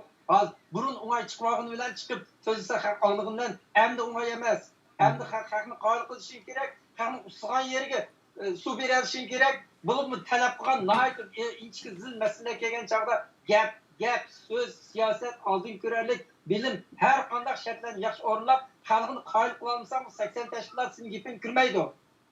Şunu bu yerga gap biz saylash emas, saylash chiqarmi, mushunchalar bo'linib ketgan ushaq-chuchaklarni qoyil qilish birlik akilalaydigan odam kerak bizga. Ya'ni unda bo'lganda yoshlarning xizmatini teg'imi qo'llab, agar cho'nglar meningcha hozirgi ijtimoiy siyosiy faoliyatlarda burunqidan biraz yaxshig'imangdi deb o'ylayman, ammo Xitoyning qilayotgan besimga qaraganda nihoyat jiddiy bir sizlar deganga o'xshash bek xatarlik. Hozir burun 1 soat ishlasa, hozir 10 soat ishlamasa bo'lmaydigan burun lider bo'lgan bo'lsa, hozir bir jangning oldingi sebidagi bir qahramon bo'lmasa bo'lmaydigan bir holatga majburladi Xitoy bizni. Bu yerda 3-chi savolimga o'tay. Hozir ikkalning so'zdan men nihoyat yaxshi ilham aldım. Bundan keyingi suhbatlarimiz asosan amaliy chiqish nuqtasi va hal qilg'uch somut fikrlarni asos qilganlik uchun bo'lganlik uchun bizning qarindoshlik studiyasi suhbatni jiqilmaymiz, ammo sizlardek ziyolilarni, olimlarni, ulamolarni yoki siyosiy boshlamchilarni kelib, zodi millatga qanday qilsak bu millat bugungi o'limdan qutuladi. Kishilik huquq u bu deganni unutib ketdim men xili bo'ldi. Ölümden qutuldu, ölümden. Ölümden qutuldu. Xitoyning adamı chiqib, Uyg'urlarning nüfusi 7 milyon deb bütün dünyadagi mashhur bir TV kanalda bütün dunyoga e'lon qilib bo'ldi. Demakki bizning yaqin zamanda nüfusimizni 7 milyonga tushiradiganligi aniq. Uningdan keyingi bosqichlarda 3 million, uningdan keyin yo'qtiradiganligi aniq. Abay qarikam deb o'tib ketdi. Xitoyning millatlarni assimilya qilib yo'q qilishi o yangi gap emas. O'tganda bir materialda o'qishimda 56 millatniki yoki 55 millatniki 25'ini assimilyatsiya qilib bo'libdi Xitoymish 70 yil ichida. Hozir 30 ga yaqin millat bor ekan, assimilyatsiya qilinayotgan. Endi hozir eng cho'ng navbat bizga keldi Uyg'urlarga. 25 millatni assimilya qilib butunlay Xitoy qilayotgan bir millat oldimizda. Uyg'urni assimilyatsiya qilayotgan o'xshaydi deb qilyapmiz unda emas. 25 millat allburun Xitoylashib ketganda. Navbat bizga kelgan bugungi kunda shartni bek cho'ng qo'ymasa qolmaydi bu liderlarga, bu tashkilotlarga, bu pul yig'ayotganlarga, bu oldida men vaqirayotganlarga shartni cho'ng qo'ymasa qolmaydi. Bugun Mamtimin apandininki bir ig'iz chiqish yo'l xarakterida bir ig'iz gapini qildim. Tashkilot liderlari ya'ni yeni bir narsani o'tirib qo'yish kerak. Ya'ni biz yeni bir yo'lni tepishimiz kerak degan bir gap bilan yoki yana bir balda oldiga chiqishimiz kerak, ikkinchi bosqichga chiqishimiz kerak bo'libmi yoshlar masalasida degan bu narsani men bugungi suhbatimizning birinchi qitimliq chiqish yo'li, ya'ni millatning hal qiluvchi shakli deb qaradim. Ikkinchisini balkim qar akamiz endi qar akammi uningga nisbatan o'xshash gapni qildi. Ya'ni yoshlarga jiq o'rin berish, yangilarni yo'lash, uningdan keyin saylov masalasida men bir ig'iz gapni qaytib o'tib ketaman. Bir başlık neçe qitim saylanish lazım bugungi demokratiya deyli yoki Uyg'ur siyosiy diasporasi neçe qitim saylansa bo'ldi sizlarcha? Ikkilaningizdan so'rayman bu savolni. Avval qarkan bir javob bersin doktor. Baytın ben de Nokulav'da G'arbdagi chet Amerikadagi 8 yildan oshmas istaydigan bir gapni deb qo'ydim. Bu Amerika o'ziniki prezidentlik nimasi bor endi. Bizning davarimiz, bizning ishlarimiz bir odamni qancha ehtiyoj, shunning ehtiyoj hisoblasa, shunchalik turish kerak. Buni kelganda biz jilbekdamaymiz. Masalan, men bir misolni ko'rsatay. Winston Churchill butun Angliyaning 90% shu parlamentni qarshi turgancha qarmay, o'sha odam joyliq yurib, qat'iy Hitler qarshi to'qishib yurib, oxirgi urushda yengib chiqdi. Angliyani ozod qildi, urushda g'alaba qildi. Dunyodagi fashizmga qarshi urushning lidersi bo'ldi. Hem Avrupa'da bir jig'nejibde Labour Parti ustida chiqirib ishdi. Nima uchun desa, Angliya debdi, sinir tugida esa urush vaqtida bizga yetakchilik qilgan, biz ham Angliya davlatini iqtisodiyotdan asli keltirgan rivojlantirmoqqa senda u qobiliyat yo'q deb tushiradi. Voy, men sizlarni ozod qilsam bu texi, men bu qolgan ishlarni yig'inni tugamay turib tushirib yutamsadi. Bu jirkiyaga ish. Demak, Uyg'urning ishi mana shu. Nimaga ehtiyoj bo'lsa, shuning ehtiyojli liderlarni chiqarishimiz kerak. Masalan, iqtisodiyotni elib o'tadigansa, biz bak kambag'al, hozir iqtisodiyotni bak bo'sh. Har qanday tashkilotlarimiz pulga bo'lgan kerak. Biz hozir pul tepish yo'liga kirishimiz kerak. Iqtisodiyotdan kuchli bo'lmasak, hech qanday ishimiz amalga oshmaydi. Bir liderimiz hamda emas kan deganda iqtisodiyotdan Uyg'urlarning qaddini ko'tara oladigan bir lider. Shunday nima bo'lishi kerak. Ikkinchisi, masalan, Uyg'ur mahallalarni qurishimiz kerak. Uyg'ur tillarini asli keltirishimiz kerak. Buni kelgan men 20 yil bo'ldi shunda ishlayotibman. Agar meni lider qilib qo'ysanglar, men boshqa qo'limdan kelmasmi? Uyg'ur tilini qandaqsiga saqlab qolish, Uyg'ur madaniyatini qandaq saqlab qolish, Uyg'ur mahallalarini qandaq qurish. Bu yerda bir ish. Masalan, Sovet tushib aşı Moskvani, Rossiyani boshqurgan adam topamidi. Deganda. Bu Orta Asya standart azatı kitibide boshqurgan adam topamay, nereden Niyazovda, Karimovda saraylarni qo'lga kelib, davlatmishda qalaymagan bo'ldi. Vaqt kelgan chog'da o'rta maktabning muallimlari bir davlatlarga boshqa mushtaq qilib tushirdi. Mushuna ish. Shunlashqa bizga mushkunda agar vatan uqmaymiz endi bu narsa atini bo'lgan uqmaymiz. Hat yaqinda Uyg'urlar ega bo'linglar, sizlarning nimasiga vataninglarga, millatinglar desa, biz mushuna tayyorlik bormi? Biz de hazır bir yez kuramayotimiz bu Uyg'urniki, bir ma'nisini o'zimiz qurib chiqamayotimiz. Bizning qobiliyatimizning qancha bir bu administratsiya, bu boshqarish qobiliyatimiz qanchaligini biz niyat turib ishni qilamagan yerda bebash vatanni boshqara olamiz. Demak, biz mushlarning hammasini mishat turib o'rganishimiz kerak, iqtisod o'rganishimiz kerak, eglik boshqarishni o'rganishimiz kerak, mahalla qurishni va jamiyat boshqarishni mushlarning hammasini o'rganishimiz kerak. Demak, nima bo'ldi? Bir lider u bir karizmatik rahbarlik lideri, diplomatiya lideri, yuqurdiki. Lekin yana bir qancha lider kerak, bir har bir kasblar ustida şunun şu nimisi ahli bo'lgan, shuni biladigan va shuni qilishni chin ko'ngildan xohlaydigan bir liderlar bo'lishi kerak. Shuning uchun bu yerda biz bir liderning gapini qildik, bir kollektiv rahbarlikni ko'z oldimizga keltirsak bo'ladi.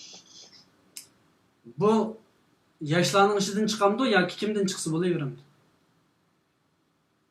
Yani bunda değilim. Hazır mevcut bir liderlik sistemi var. Yani teşkilatlar başlıkları var. Hazır dünyada 4-5 tane çoğun teşkilat var Uygurlardan. Ama elenge malumluk kısımlar aldığımızda. Ama gapning rastı liderlarning ki hizmet şekillerden şüphelenişe başladık. Halkın şüphelenişe başladı. Birinci Uygur milletiga, Türk milletiga, Qazaqqa, Qirg'izga, Uyg'urga, Tojikka, O'zbekka mana so'zlaydigan bir odam lozim ekanda. Chunki bizning turklarning qon sistemimizda so'zdan keyindan mangdigan millat ekanmiz. Uning uchun Recep Tayyip Erdo'g'an kunda chiqib, kunda so'zlaydi bu odam. Chunki millatni olg'a boshlab mangadigan liderlik suftining birisi so'zlash. Turklarga bo'libmi? Arablar ham shundoq. Boshqa millatlar ham shundoq bo'lishi mumkin. Ammo Gollandiyada Gollandlar so'zlagan odamga o'ch. Şuna liderler çıkıp tolu sözlemeyi daha şu parlamentinin içinde iki qitim yakıp koydu.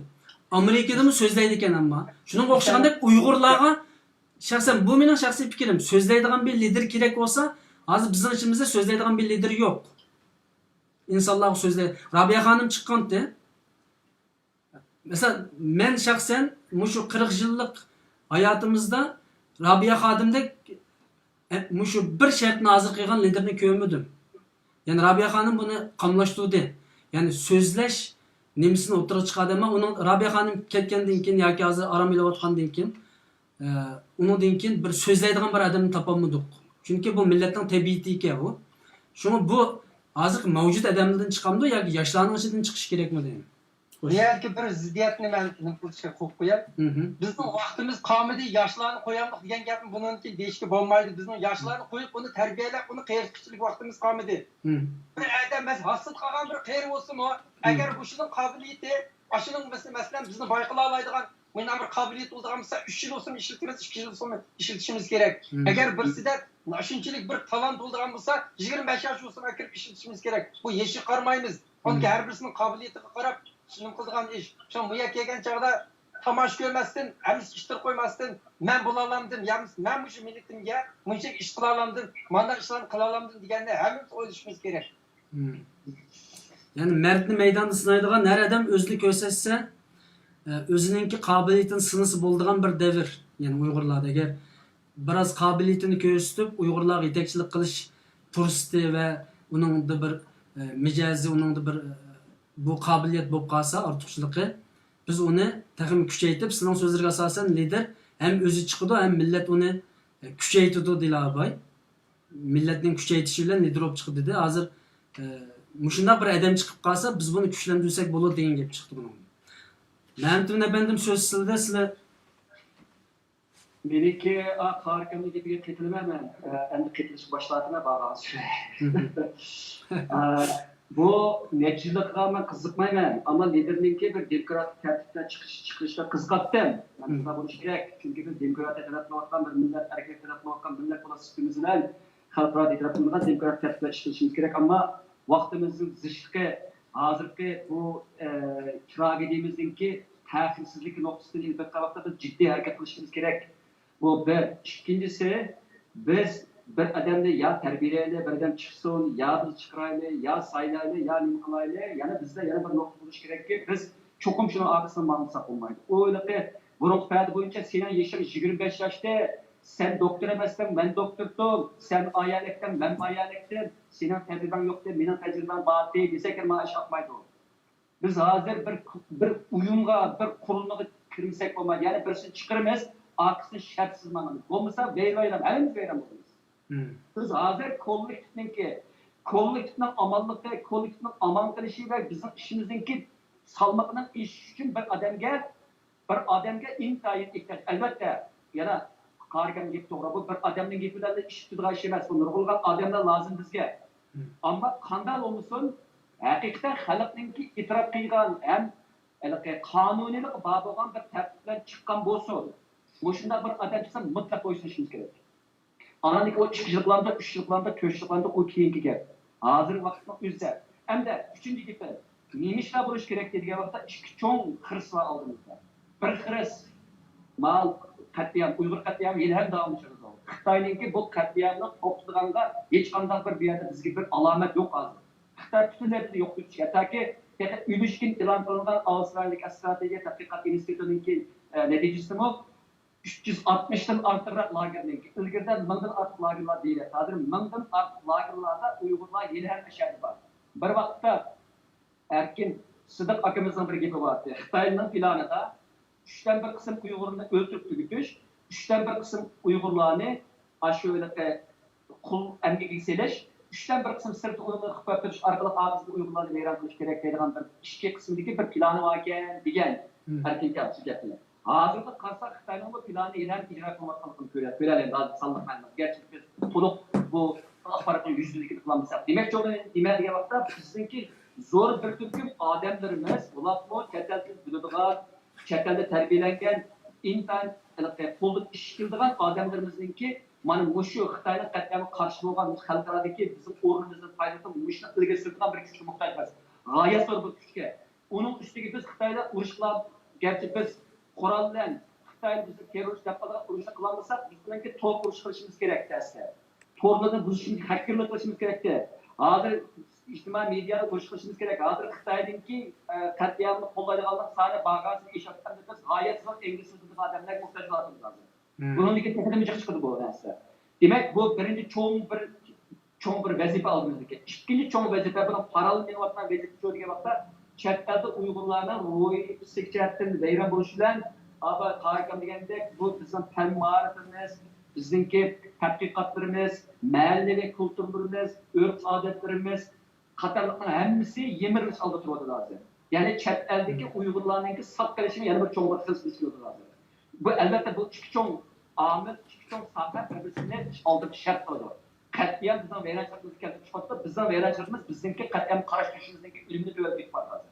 Demak, biz kuchimizni yana chet eldami aman qilishimizga qaratishimiz kerak hozir. Bu to'g'risidagi xizmatlar asosan u yerda partiyalar ishlaydi, ammo sistemda ishlayotgan bir kishi yo'q, plan texmi yo'q. Demak, cho'g'ini bizda masalan bir liderlik degan vaqtimizda bu liderlik emas, liderlik bir qurilish bo'lgan vaqtda mana bu ikki cho'ng ishni sistemaga soladi. Hozir bu ishlar kechiktirildi. Hammamiz faqat o'zimiz u yerga berib olgan guvohligimiz yoki chiqishimiz, bizim qilishimiz u bilan qo'shilishimiz kerak. Yaxshi bu. Ammo lekin buni tekrar ko'lamlashtirish sistematlashtirishimiz kerak. Buning uchun bizga bir yetakchilik bir plan lazım. Xo'sh, Alloh razı olsun. Bizga xo'sh, bizga 50 davlat qarshi chiqdi. Biz hammamiz Sharq Turkiston sürgün hukumatining birini qurib olmasdan oldimizga. Men bo'lgan bo'lsam Uyg'ur Somali Association'dan birini qurdim. Men Somaliga million email mushu nimalarni sep to'rdikmush bizning lagerdagi bütün videolarni rasmini million emas Somali hukumatining oldiga. Sen bana qarshi chiqib, sen yuvan chiqib so'zlagan mumkin emas. Bütün o'rta maktab boshlang'ichdan ma'lumlardan tortib, yuqoridan tuvangacha men 500 ming emailni yig'ib 1 million narsani silib qayt Somalini men 3 odam bir yerda o'tirib to'ngtay qo'yman. Bizga ashta kichik gruppadan 50 kerak, bizga unda sürgün tashkilot kerak emas. Nayt güzel. İkinci çıkış yoldan birini tapdık. Yani Şarkı Türkistan sürgün hükümetinden 5'ni qurib olmasdan 5 devlet karta yoki 5 xil ish karta 5 xil tashkilotni qurish kerak. 50. To'g'ri. Nima uchun o'xshash tashkilotlarni qurdigan bu musobaqaga uchib qoldik? Bu bizning naqadar do'tlikimizmi? Riyoxo'rligimizmi? Nacharligimizmi? Hasadxo'rligimizmi? Buni ma'mkin nalaqidan javob bersin. O'sha qo'shimcha bir savol qo'ysin. U biz endi bu ma'lumcha bu bir murakkab masala bu. O ma'lum jihatdan mavjud tashkilotlarga razı olmaslik bilan boshqa tashkilotlarni qurish ishimi bo'ladi ba'zi chog'da mavjud tashkilotlarning ichki qismidagi ziddiyat ortib ketib qilib bo'linib ketishdan yana bir necha bala tashkilotlar ketib qoldi. Ba'zi vaqtda o'zida ma'lum bir ishni qilishda masalan Uyg'ur adabiyotini tadqiq qilgan bu vaqtning o'zida buni siyosiy tashkilotlarga olib bo'lmaydi. Buni cho'qim shu Uyg'ur adabiyotini qiziqadiganlar bir kichik bir guruhga kelib buni qurdi. Bu shunday bo'layotgan ishda bu Bu işlerin hemmisi emdelikle yol tepişteki, gerçi yol tepişip kasmayla ben İngilizce bir yapayla ağırlanan çarpına kayıtlayacak bir şey var. Şu ağırlanan çarpına kayıtlayacak bir narsa. Eğer bizde AB'ye başka etkimiz, eğer bizde cimtu cahilde deydiğen bir lider olsa, bizde eğmendirdiğen, hem biz bunu eğmendirdiğen bir adam olsa, onunki etrafındaki bir çoğun bir umum yüzlük bir seferberlik keltirelediğen bir teşkilat, bir kurulma bo'lgan bo'lsa, bu kichik tashkilotlar asosida yemilib ketdi. Rabia Qodir xonimning zamonida bu qurmoqchi bo'lgan tashkilotlar asosan aldirab o'tirib chiqolmaydi, ma'lum bir mezgil ichida shunday esimda bor meniki. Shu vaqtda aldirab o'tirib chiqmaydi. Hattoki birisi bir tashkilot qurmoqchi bo'lsa, Rabia Qodir xonim bilan söyleshib qiladi. Hozir shu degan vaqtda unda bir ko'zi, unda bir nopoz, unda bir taptashchigan gap yo'q hozir. Şu ma'lumiyat ettiğimizde bu cihat ettiğimizde biz için faydasız bir narsa. Gerçi bizni na çıkışını kılıp etpağandak, na yorgadan çıkıvatkandak, bilgili sallatdak bir kıl saq görüşte oturup çıkargan bilen anlattı bizdeki çak-çektir bölüşünü dikkat. Onun üstüge bazı işlerde bazı teşkilatların kuruluşu ubulunu ağız görüşte, ağızda Xitay'ın yok değil olmaydı. Onun üstüge Xitay'ın bizdeki kançak kök teşkilat, kançak kök mezhep ve kançak kök ideolojiyle görüşünde şunu çıkarlaydı hem bu da evzel oldu. Yani bu yerde qarindoshlar inkaslarni yozibdi, o'zining fikr takliflarini o'tirib qo'yadi. Aziz qarindoshlar, agar savolinglar naq maydondan doktor Qahar Barat, doktor Mahmud Minali efendimlardan so'raydigan savolinglar, fikr taklifinglar bo'lsa, naq maydonga telefon qilsangiz bo'ladi, ilmiy shaklda munozir qilib chiqish yo'lini tepish uchun izlanamiz. Hozirgacha 1 soatga yaqin bo'ldi herhalde, 1 saat 15 minut toptu. 2 tane çıkış yolu taptık. Biri teşkilatla, yol başçılar yeni amal tepip çıkış lazım degan bir nimeni oturup koygan bo'ldi Mahmud efendim. Ondan keyin Qarkam o'xshash tashkilotni qurmay, o'xshash hukumatni qurmay, o'xshash nimani qurmay, hal qilishga tegishli bo'lgan hal qilish xarakterdagi qaratmalik shakldagi tashkilotni qurish kerak. Ya'ni Somali masalasida bir tashkilot, Amerika meselesi bir teşkilat yoki meyli başka devletler olsun Xitoyga qalchilik qilayotgan bularga qarshi bir teşkilat qurilishi mumkin. Men Mahmud Minali efendimninki teşkilatlarning ko'p bo'lishi bizni teşkilatlarning ko'p bo'lishini nima qilmaymi degan so'zga men qarshi. Teşkilatlar, har xil teşkilatlar nihoyat ko'p qurilsa, shaxsan mening shaxsiy fikrim qo'llayman. Yani her xil teşkilatlar, o'xshash teşkilatlar. Mesela hozirgacha dunyoda Uyg'ur fondidan 20si bor ekan, 20 dan ortiq Uyg'ur fondi bor ekan, 23 tane. Undan keyin sürgün hukumatidan 4 bor ekan. Cumhuriyetçiler Partisiga o'xshash partiyadan 2si bor ekan. Undan keyin masalan, partiya nim qilmaydi-da, o'xshamaydi, ammo ism o'xshashligi bo'lgan va yoki o'xshash ishni qilayotgan tashkilotlar yomon ko'p ekan, ammo yeni qurilgan. Masalan, hozir teşvikatçılığımızda keyingi yıllarda çekinişe başladık. Mahmud efendim söz sildi. Man nima çok? Mesela o teşkilatta qancha kurulsa oturup bo'lsa qarang, agar bizda bir demokratik tartibga tushunadigan bir millat bo'lgan bo'lsa, o qancha qurval, partiyani qancha qurvalsa qurval. Ammo biz saylab qilib bir ramkaning ichiga kirdi, yoki kichik ramkaning ichiga kirdi, yoki uch ramka ramkaning qadrishi, ammo bir ramkaning ichiga kirgan vaqtda hammadan ayrim tashkilot qurilish orqali o'zining qobiliyatligini bir qism odamlar bildirib o'ynamay, sen o'tirib tushib, mardni maydonda sina degan gap bor. Sen Amerika prezidentiga o'xshash o'zini planini o'tirib qo'yib, bir partiya bilan, yana bir partiyadan qarshi o'rinda turib, plani bilan xalqni qaytarib o'tirib bu vaqtning o'zida biz seni e'tirof qildi. Ma haqiqiy e'tirof qilish edi. Ham bu haqiqatan sening shu planlaringni xalq etaklagan bo'ladi. Unda ham kichik bir bunga kirilib o'zini anaqa kichik bir parcha jakalab bu kichik parchani chiqib ketib qaranlikda bir biz e'tirof qilishni bizni ko'zga ilishmaydi. Ammo bir yakini munozara qilsa bizsi yo'q. Chiqmaydi oldinga chiqdim ham bilmay qolgan bo'lsa. Siyosatni oldinga kelib turib, yangi bir qarkan o'xshash bir gap qilsa qilmaydi bular.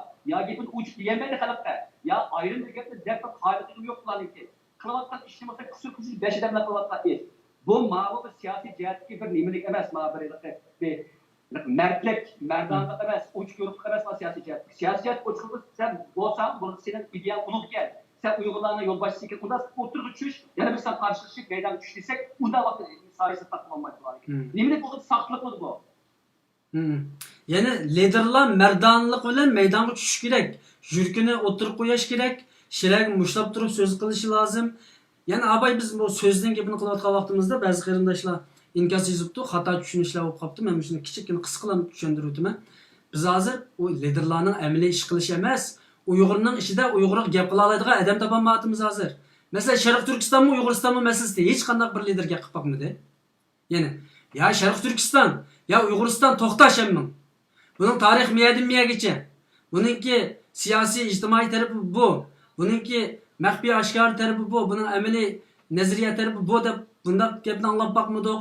Ulusmi yoki nimami degan tarafdimi siyosiylarninki chiqib xalqni qoyil qilish shaklida gap qildigan odamni topolmasak, amaliy ish qildigan odamni nerdan topamiz? Yana bir mesela siz bir axborotchiga mesela hozir eng cho'ng bir ish hozir Sharq Turkistondagi 360 lagerning xaritasi, o'rni, mas shtabi hammani biz to'liq men qaskan ko'rib chiqib bir kun o'zimni olamadim.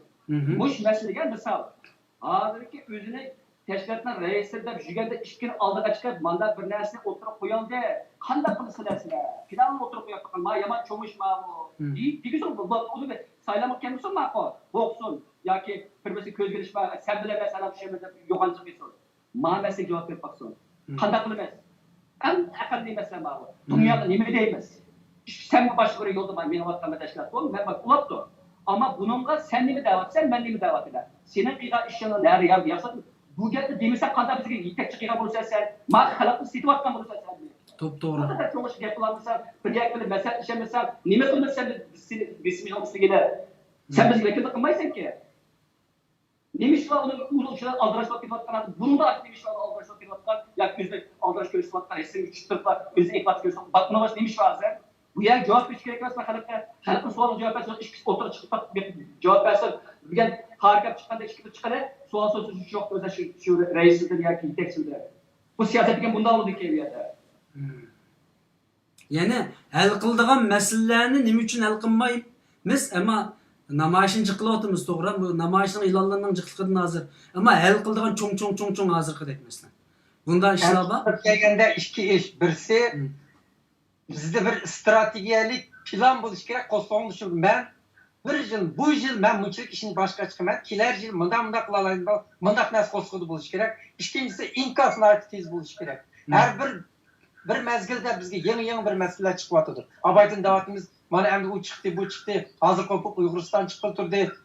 Necha kundan burun ilqi surgun hukumat chiqib turgan, undan burun yana radikallar chiqib turgan. Har xil.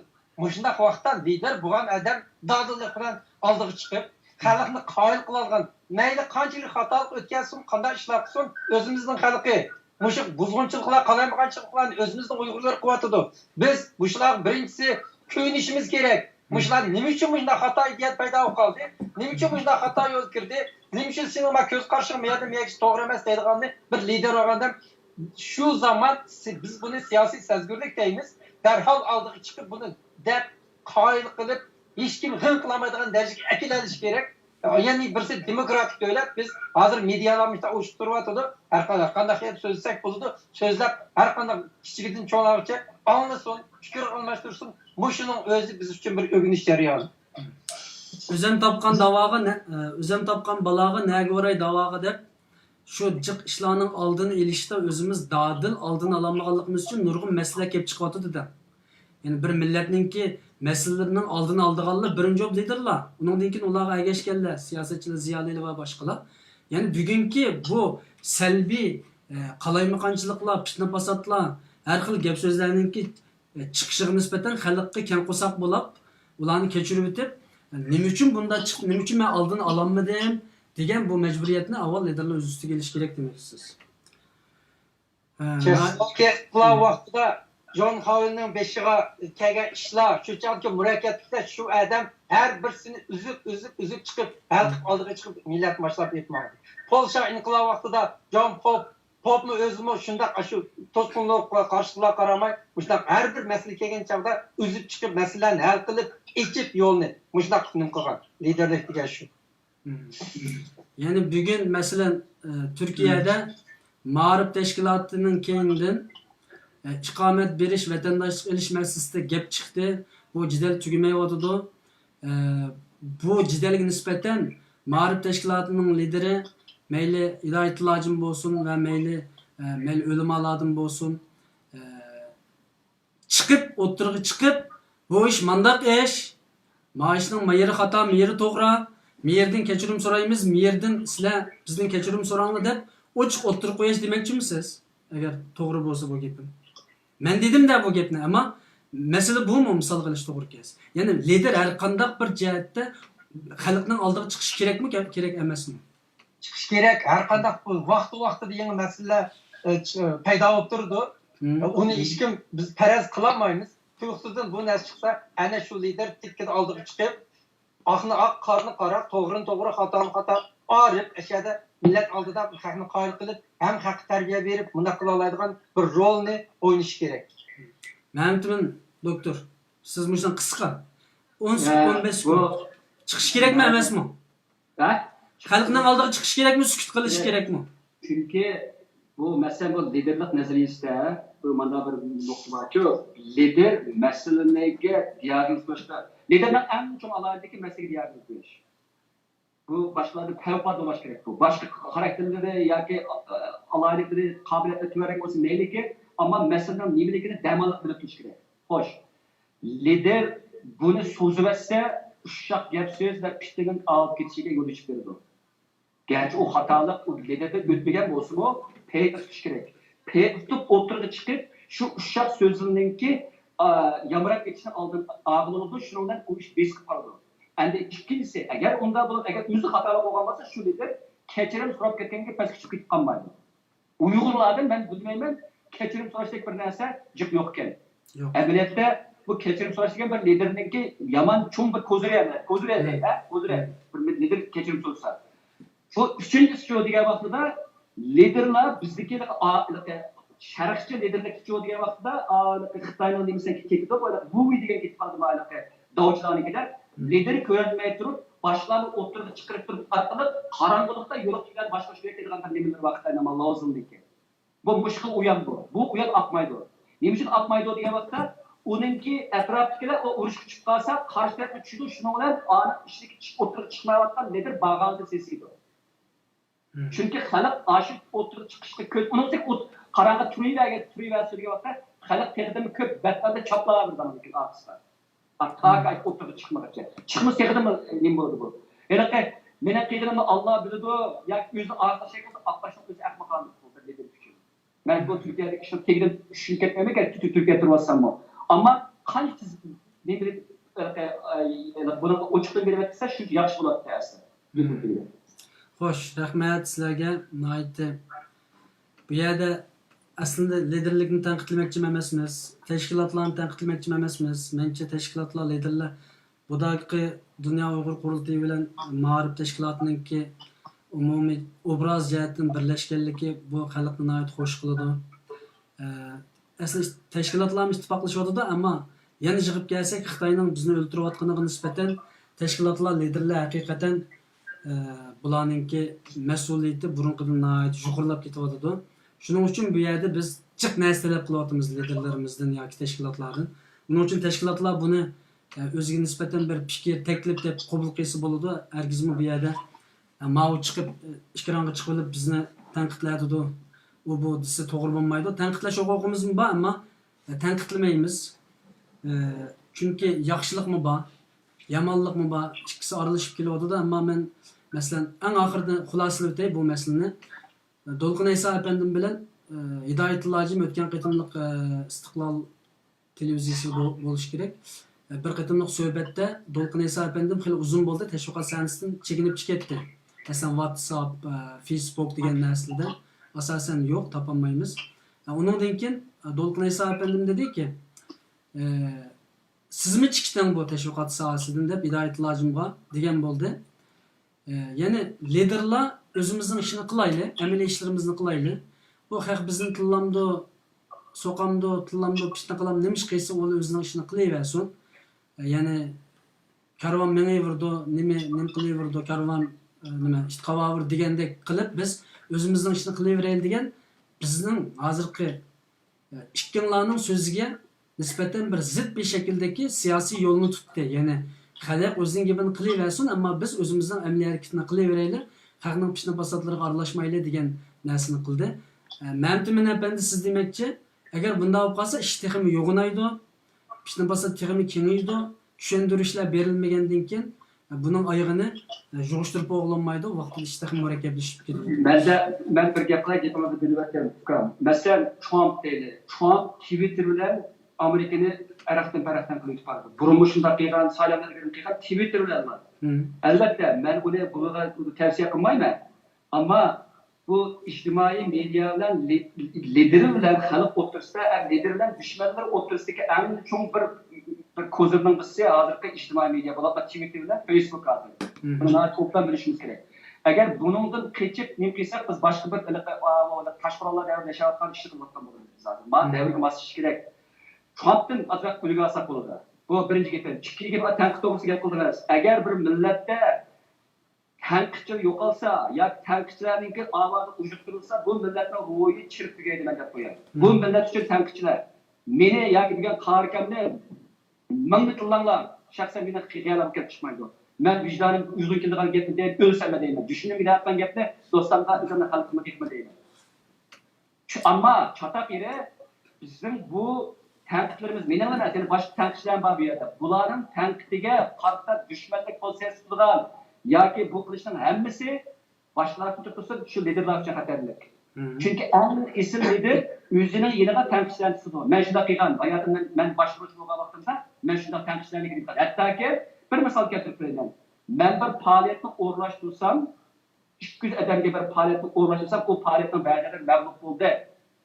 Shu men ishlaayotgan shirkatdagi bir ingliz ayol opa shu faoliyatda qancha odamdan 200 odamninki bir kunlik vaqti har bir soatlik oldirgan maoshini qatib, necha 100 ming dollar hisoblab chiqib, sen bu ishga javob bersan deb arz qilgan ustimdan. Madaniyatni ko'rdingmi? Shuning bilan men oxirgi yenib ketib, hayotim bu darajada tushib qolganman. Oxirgi yenib nimalarni xato qilganligimni tepib, shunda men afv surgan. Shuning uchun men bir ishni o'rnashtirsam, o'zim devasga qo'ltiqib o'rnashtirgan bo'lash tugayga shunchalik. Bu tanqidga bunday bo'ldi. Allah razı olsun. Men üçüncü liderda bir xil pozitsiya, bir xil to'g'ri pozitsiyani tiklash kerak. Birinchisi, sen bir tashkilotning lider bo'lgan bo'lsang, cho'qim voqealarning chiqadiganligi, ziddiyatlarning paydo bo'lganligi, ko'z oldingda har xil ko'rgan, bilmagan yangi qiyinchiliklar yo'l qo'yganligini bilishing kerak va u chiqqan zaman xuddi bir xotinning saksida 3 kilo oldiga chiqib, shu masalani oralishim kerak, shuni qilishim kerak. Eng oxiri kelib, nima deysan, ne ishlab oxir xotinning ichiga kirvog'ini, bu bir shaxsiyatchilik, bu bir mas'uliyatsizlik. En ahırı verip özüm sesli de en mühimi milletinin davanın işini buzur. Aslı. Bunda olganda bu sorunun cevabını ben ait yaxşı aldım. Hürmetli liderlerimizga bu yerde deyimiz ki oylanıp beqish. Yani elbette ularning bana ait kıymetli cevapları var. Yani deydi ki biz bu milletten bu pişme pasat, gap söz, tanqid, onun bilan biz qolmay özümüzün işini qilaversek Bolu'da degan siyasi ikinci bir yolunu tanlagan bo'lishi mumkin. Unga hurmat qilamiz. Ammo shaxsan ikkinlarning fikri bu. Mening shaxsiy fikrim buning oxirida 3-suolda bir detail qolmaysiz. Yana men sizni bilyapman. Xo'sh.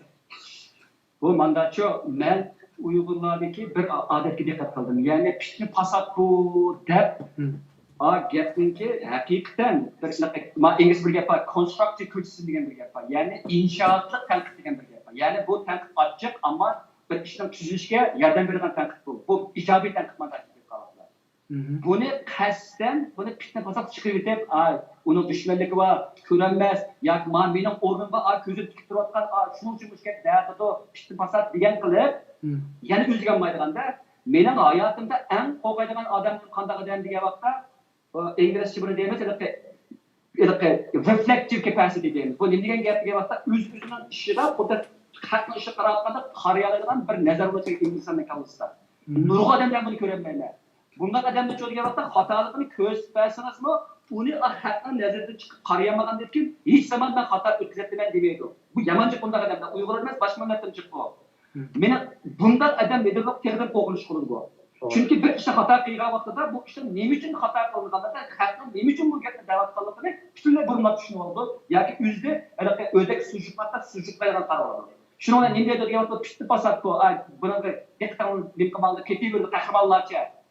Nimetçe, Don Quixote'ça ama bir yerde iş düzelmeli yani. Bu naiti bir ehir bir hadis göremedim ben bunu. Mesela garip dünyasında bütün liderler, prezidentler asasen birinci abaysız degandek bu kechirim so'rashni o'zining nihoyat cho'ng ko'zir qilib olgan. Kechirim so'rash orqali o'y to'playdi, kechirim so'rash orqali o'zini nihoyat kuchlantiradi. Kechirim so'rash orqali o'zining kichik fe'l, axloqliq, yaxshi odam ekanligini isbotlaydi. Ammo bizda naq uning qarashicha kechirim so'rashni bir xil xato tushunib olamizda, shuning bilan texnik o'rnimiz tushib ketadi. Bu bir kamchilik. İkincisi, mesela Trump'ni mesela Amerika'da bir puhra Trump karşı bir gap qilsa, Trump chiqib bunga javob berdi ekan-ku. Bu ochiq yo'rug'liq ish qildi ekan. Ya'ni ochiq oshkor qildi ekan. Kechirim so'raydigan yer kechirim so'raydi ekan. Ko'ngli kelmasa ashad naq maydon tillaydi ekan. Muxbirlar qarshi masalan ba'zan qattiq gaplar aytilamizmi? Ashunda ochiq bir shakldagi siyosatni qo'llanadi ekan. Ama Uygurchiligimiz naq buning aksicha bir siyosatni izladi-da. İnşallah belki bunundan keyin bilmayman. Mesela bu sohbetimizni anglagandan keyin hozir Uygurlarning ichida bir 8-10 tane yo'lboshchi xarakterda kishilar gap qilayotgan, ani qilinglar, mani qilinglar, ma'namoyishni qilinglar, ma'namoyishni qilmanglar deyotgan kishilar bor. Bular qanday siyosat izlaydi, qanday axloq mangidi, ochiq yo'riq bo'lamdi yoki yo'shilma bo'lamdi, yoki sen qilsan qilaver, men o'zim ishni qilaveray demdi, yoki qarindishim maoshing xato, maoshing to'g'ri, men mana kechirim so'rayman. Mana sen kechirim so'ra demdi, albatta kelgusida qaraymiz. Chunki endi yuz xotir qiladigan zaman o'tdi. Har qanday lider, har qanday tashkilot xatolik o'tkazsa chiqib shunda deydigan gap. Bizning haqqimiz bor chunki. Ziyolilarning haqqi va doktor professorlarning haqqi va siyosatchilarning haqqi va fuqarolarning haqqi va fuqarolarning tanqidlash haqqi va agar uning ichida misol chiroyli bir ikki qatim saylangandan keyin chiroyli dam olish lozim. Bunu chidab tura oladigan, bu yo'lni to'g'ri manga oladigan kishilar maydonga chiqsa albatta maydan qo'llaymiz. Uchinchi savolimga o'tsam bo'lamdi? Doktor Ulbek eshitganimni biroz charchatdim. Ahir soruda müşahafkan herhalde. Ahirgi savolninki oldidagi savol. Harika sizlar bormi ya? Baba. Sizlarni bugun boshlik so'zlari nihoyat go'zal esil so'zlar. Men ya'ni asasen qarasak bu Uygurlarning hammalarning qalbida bir kuch, jasorat, Xitoyga bo'lgan samimiy nafrat, yani haqiqiy nafrat paydo bo'libdi. Hammalarda shunday bir jasorat bor ekan hozir. Men tashviqot to'g'riliq bir savolim bordi. Bunga nihoyat qisqa javob berishni xohlayman. Dolqin Aysa efendimga dedim 2 yil oldin Angliyada. O'tgan yili Hidoyat ilojim Gollandiyaga kelganda o kishiga dedim, Rabia Xonimga dedim, Seyitun Turkga dedim, yana jiq odamlarga ayrim dedim. Agar tashviqotimiz bu shaklda mangadigan bo'lsa, pat yaqinda Xitoy tashviqoti bizni vayron qilib sharmanda qilib oyog'i chiqmas bir ko'chaga boshlaydi bizning tashviqotimizni. Uningdan keyin bizga qattiq hujum qilib, bizni nihoyat ig'ir ahvolga tushirib qo'ydi. Bir-birimizga ishonmas, bir-birimizga hammalar qarshi shaklga holatga kelib qo'ydi. Bu tashviqotning bexatarligini qo'g'daydigan bir guruh qurayli yoki bunga bir mablag' salamdiq yoki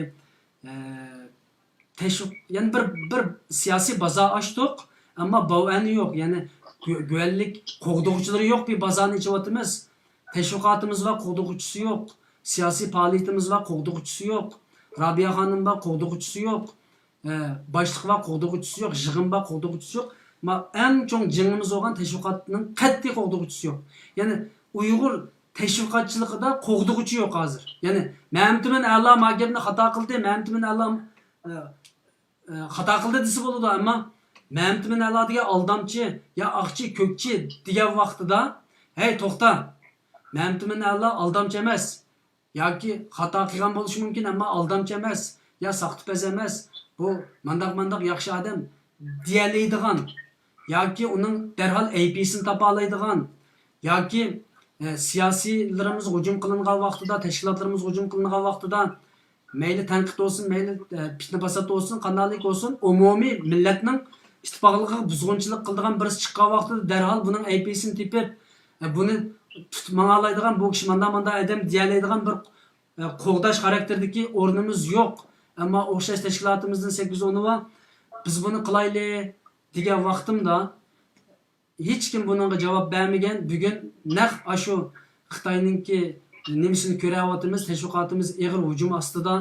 Hamma ya'ni fitnaga yo'liqmagan yoki til haqorat ishitmagan adamimiz qolmadi, siyosiy liderlarimiz qolmadi, tashkilotlarimiz qolmadi. Odatdagi aktivdan tortib yuqori oldimizda mangan liderlargacha hammalarni Xitoy ajoyib ustunlik bilan qarilib o'tib bordi, obrazini tushirib o'tib bordi. Siyosiy jihatda buningga qanday yo'l, ya'ni tashviqot jihatda buningga qanday yo'l tutamiz ishkanlardan buningga javob istayman bugun. Qanday qilishimiz kerak bu tashviqotni? Tashviqotchiligimizning mudofaa qismini. Xo'sh. Qarbarat akimizga so'z beraylik, chunki biroz o'tirib qoldi, saqiltib qo'ydik. Undan keyin Mamtun apandim gapiramiz. Bizning tashviqotlarimizning undan sir mudofaasi yo'q, ham manchi bo'lmaydi.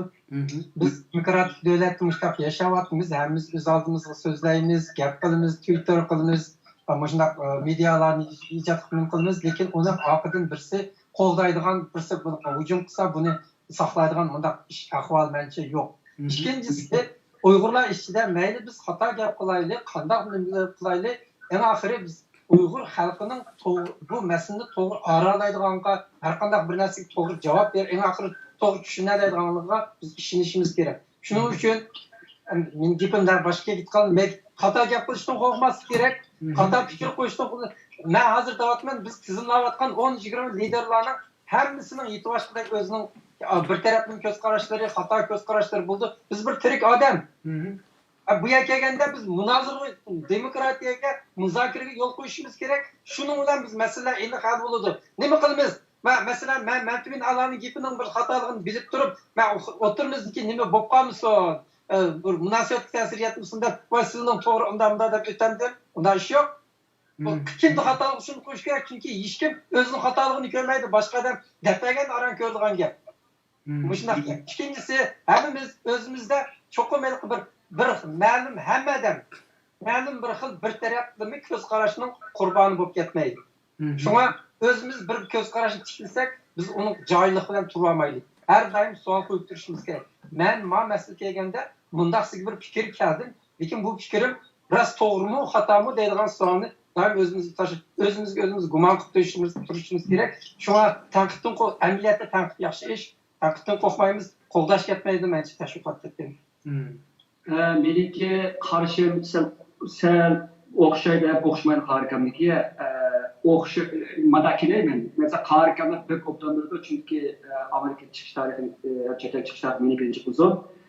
Qarikamning esida bor, Amerika Uyg'ur jamiyatininki uyushmasiniki bir to'rbiti bo'ldigan. Men 99-yili shu oxir 2000-yillar shu o'qish chiqqan vaqtimda shu bir kech qilmay shu yerdagi dinamni ko'rganman. Dastlabda qurilayotgan Afrika shu.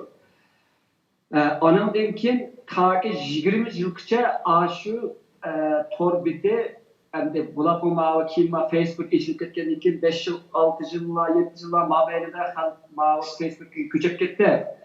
Ammo 10 yil ichida shu to'rbitidagi yozmalarninki bizning ishimizga keltirgan ziynini qo'rqinch sizga deb qarayman. Bu to'g'risida qat'iy yo'q.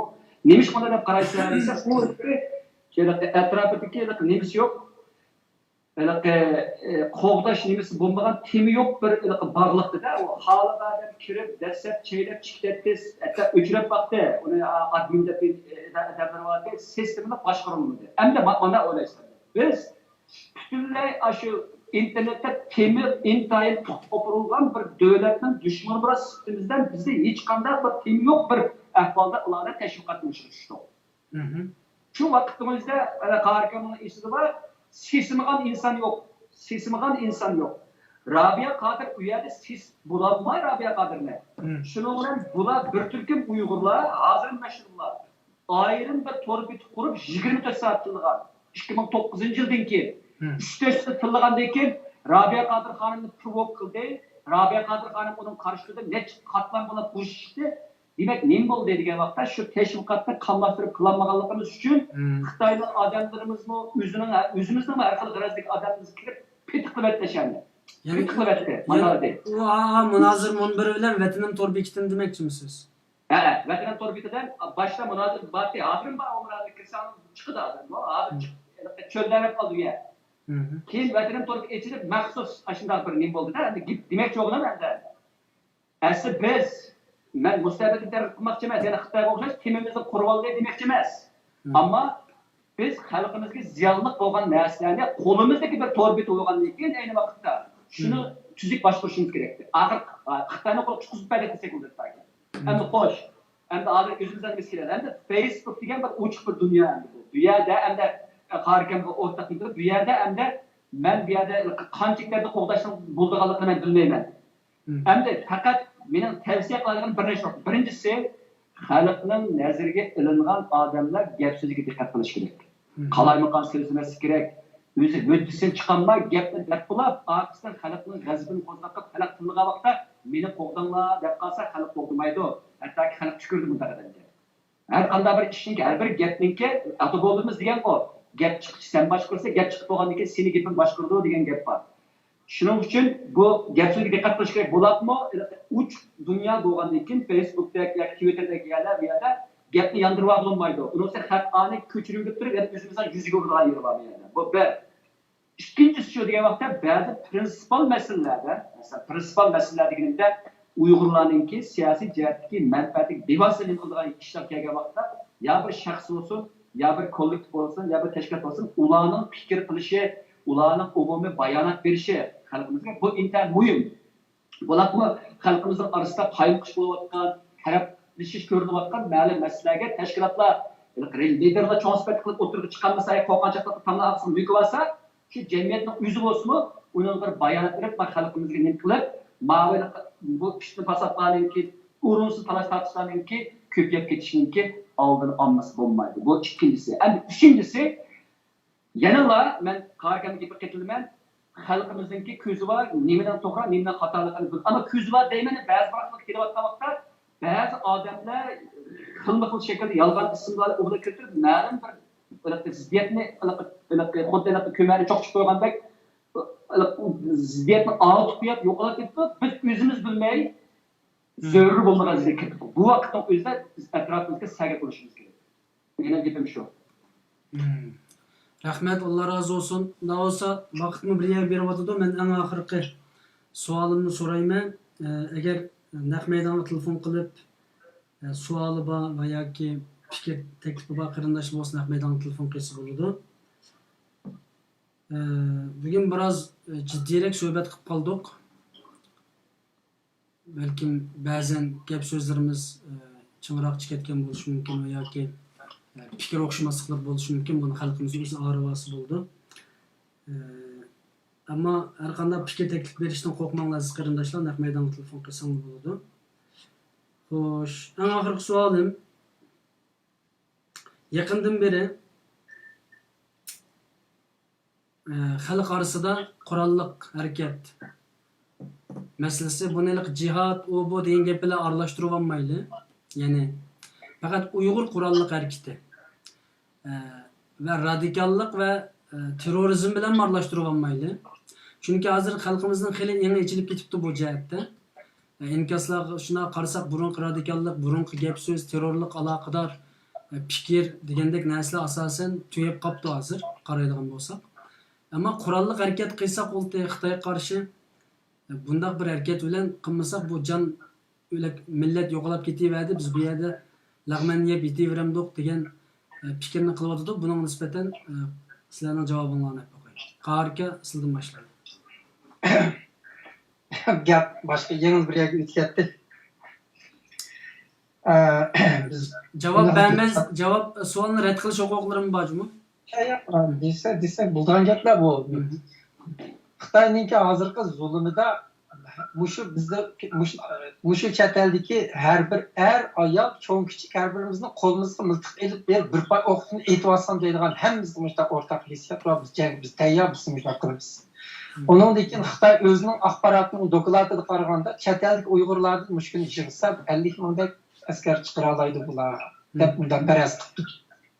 Ondan keyin ularningki Uyg'ur terroristlarininki harakatlari degan chaqda Uyg'ur terroristlari bizning chet ellardagi diplomatiya ve iqtisodiy ve memuri hatta hükümet derecelik aslahalarimizga hücum qilishi mumkin deb turib, bu ishim bizda hech qachon ko'rilmadi.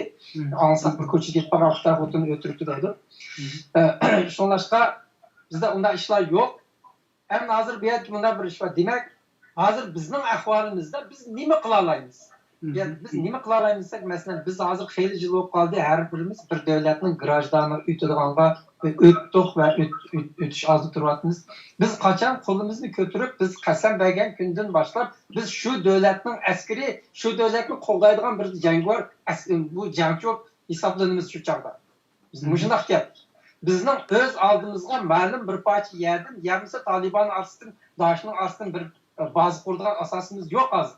Lekin biz qaysi davlat olsak, shu davlatning sodiq grajdanı olur, shu davlatning qonunlariga bo'ysunib, shu davlatga notichon to'p bilan yoritib, yaxshi ish qilib va shu davlatning harbiy nimasiga undan qatnashib, yaxshi chiniqishimiz kerak. Masalan, o'z vaqtida Turkiya Koreyaga berib so'qishgan chog'da buning bosh qo'mondoni Rizo Bekim kendisiga general bo'ldi bu adam. Aşağı adam nima dersi o'z vaqtida balalarım so'diqsin, mavi o'qib harbiy bo'lib kelgusi vatan azobini shunchalik bir oddiy xiyol bilan harbiy maktabga berib qo'ygan, mana oxir shunchalik cho'ng xizmatlarni ko'rsat. Fursat keldi, shunday bo'lgan gap. Tibetlarni shu. Tibetlarga o'z vaqtida CIA har yil 2 million dollar berib, chegara ma'lumotdan qilgan 10 yillik yashash chiqaramdi. Lekin Tibetlar hozir butun Tibetniki Hindistonning nihoyat muhim yerlarida yaxshi o'qib, a'lo o'qib, hozir askarlari 10-20 ming askar shunday tayyor bo'ldi. Demak, bizning hozir real ahvolimizda chiqish yo'limiz biz qaysi davlat olsak, shu davlatning yaxshi grajdan bo'lishimiz kerak, shu davlatning harbiy tuzumlariga bo'ysunishimiz kerak. Qonun tuzumi asosida, ruxsat bergan asosida o'yin ichiga tapancha miltiqlarni yushirib, undanda qo'yishning hech ahamiyati yo'q. Hamma davlatga askar kerak. Hamma davlatda harbiy maktablar bor. Biz mushlardan yaxshi foydalanib, mushlar qilishimiz kerak. Fursatlar keldi, vaqt bir ishlar keldi. Uning roli shunday bo'lgan gap. Ammo sizlardek ziyolilar o'qinglar deb buning o'qish nisbatini albatta o'qishimiz kerak, ammo buning nisbatan bugungacha hozir men tunji qitim sizning og'izlaringdan anglatyman desam bo'ldi. Uyg'ur farzandlarini, yoshlarini shu davlatning askari bo'lishga, chiniqib bir armiyaga aylanishga tashabbus qilganini men shaxsan ko'rmadim. Ya'ni shu davlatda turib armiya bo'lish kerak Uyg'urlar demoqchimisizlar, ochiq aytganda? Masalan, Rizo Bekim mashhur shu chog'da o'qidi, keyin mana shunchalik rol o'ynadi. Birinchi Sharq Turkiston Islom Jumhuriyati qurilgan vaqtda Hindiston armiyasida bir Uyg'ur bor ekan, Qashqarda. Shuchi ekan, u harbiy aeroplan haydaydi ekan.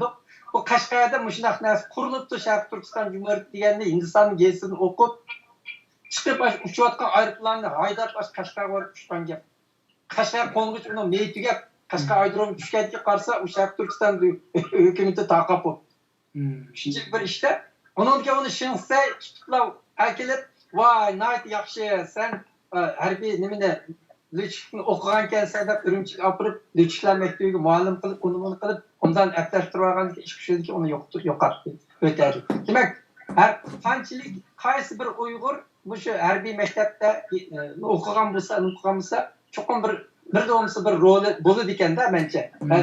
Har qanday bir ishning bir to'g'ri yo'li bo'ladi. Bo'lib qo'lga qurol olgan ish kelgan chog'da biz naytni siyosatga diqqat qilishimiz, davlatning qonunlariga diqqat qilishimiz bizning nimaga diqqat qilishimiz kerak. Biz qayerda bo'lsin, agar boshqa nima qilsak, cho'qim biz o'z shu davlatning harbiy maktablarida o'qishimiz kerak.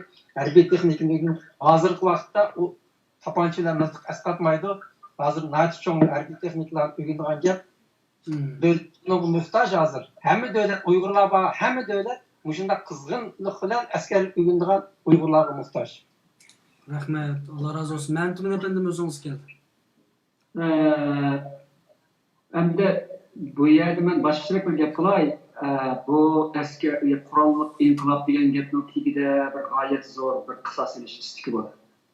Uyg'urlarnikida endi u g'oyat zo'r qisos ilish istikining orqasida g'oyat zo'r bir energiya, ro'yi bir energiya borda. O'rtacha patmayotgan, vujudlarimizga patmayotgan, o'zimizni tamdan tamga urib bir yo'l izlayotgan mushtlaq ahvolda qisos o'ti qalbimizni o'rtaydi. Anadagi qo'limizdan nima kelib chiqsa ilib, o'lsakmi bir Xitoydan birini o'ltirib, o'lashni izlaymiz. Bu insonninki zulmga bo'lapmi, haqoratga. Chunki hozir biz ko'rayotgan haqorat insonning yashar bir insonning beshiga asosan ko'rayapmiz. Masalan, yahudlar uchudi desakmi, yahudlarni ko'rolmagan. Keyin u ma'lum Birlashma Armiyadan, Amerikaning bilan Rossiyaning qo'shinlari bilan u lagerni ichgandan keyin andan bizning bo'ladi. Am bizniki kunda ko'zimiz ko'radi. Bu biz kunda minglab mingtirimiz bu haqoratni ko'rgan vaqtimizda. Shuningga ko'ra Uyg'urlarning jumladan Uyg'ur yoshlarininki bizga o'xshash Kommunist partiyaning tarbiyasi qo'qab ketib, jirkanlab ketgan emas, balki guldirmani qo'qmaydigan, nimada tug'ilgan, tugmada tug'ilgan bu yoshlarninki qalbida g'oyat zo'r bir qisos o'ti bor. Endi yana bir nuqta bor. Mushu qisos o'tini qanday yo'nlantirishni bizning tashkilotlarimiz yoki jamoat arboblarimiz bilmagachga bu qiyin masala albatta oldindan. Shu yoshlarimizni nima qilishni bilmayapti vaqtinga. Ya'ni nega bosh urib nima qilishni bilmayapti. Energiya g'oyat zo'r bor. U o'landa qo'rqatgan yo'q. Bu bolalarning ko'p qismi azroq bilmaydi. Asosan o'landa qo'rqib o'zi atayotgan bolalar bular. Mayli u islom yo'lida bo'lsin yoki millatchilik yo'ldan bo'lsin, qaysi yo'ldan bo'lsin, vatan o'qish bir. İslamçılığımı, İslamçı emesligimi, kafirligimi, Uyg'ur kafirligimi, vatan bir. Bunun uchun hammamizning bir qarzi bor. Bu jihatdan gap ketmaydi bunga. Endi qanday qilish qurolga erish kerak bizga. Endi bu energiyani yo'llantirsak, qanday men nimadan ansirayman degan vaqtda, masalan, hozirda qarasa, ilgirki 2 yil ilgirki qisos chiqqanlarninki bir qismininki asta-asta o'tganligini his qilamiz. Nima chiqadi degan vaqtda, u shu bolalar bir ish topolmadi. İşimiz yükselip gitti. Ya çükülüşüp gitti, ya bizden ümitsizlendi, ya da bizde korkançak çıkardı, ya ki biz bir yol tapamadık katarlıklar.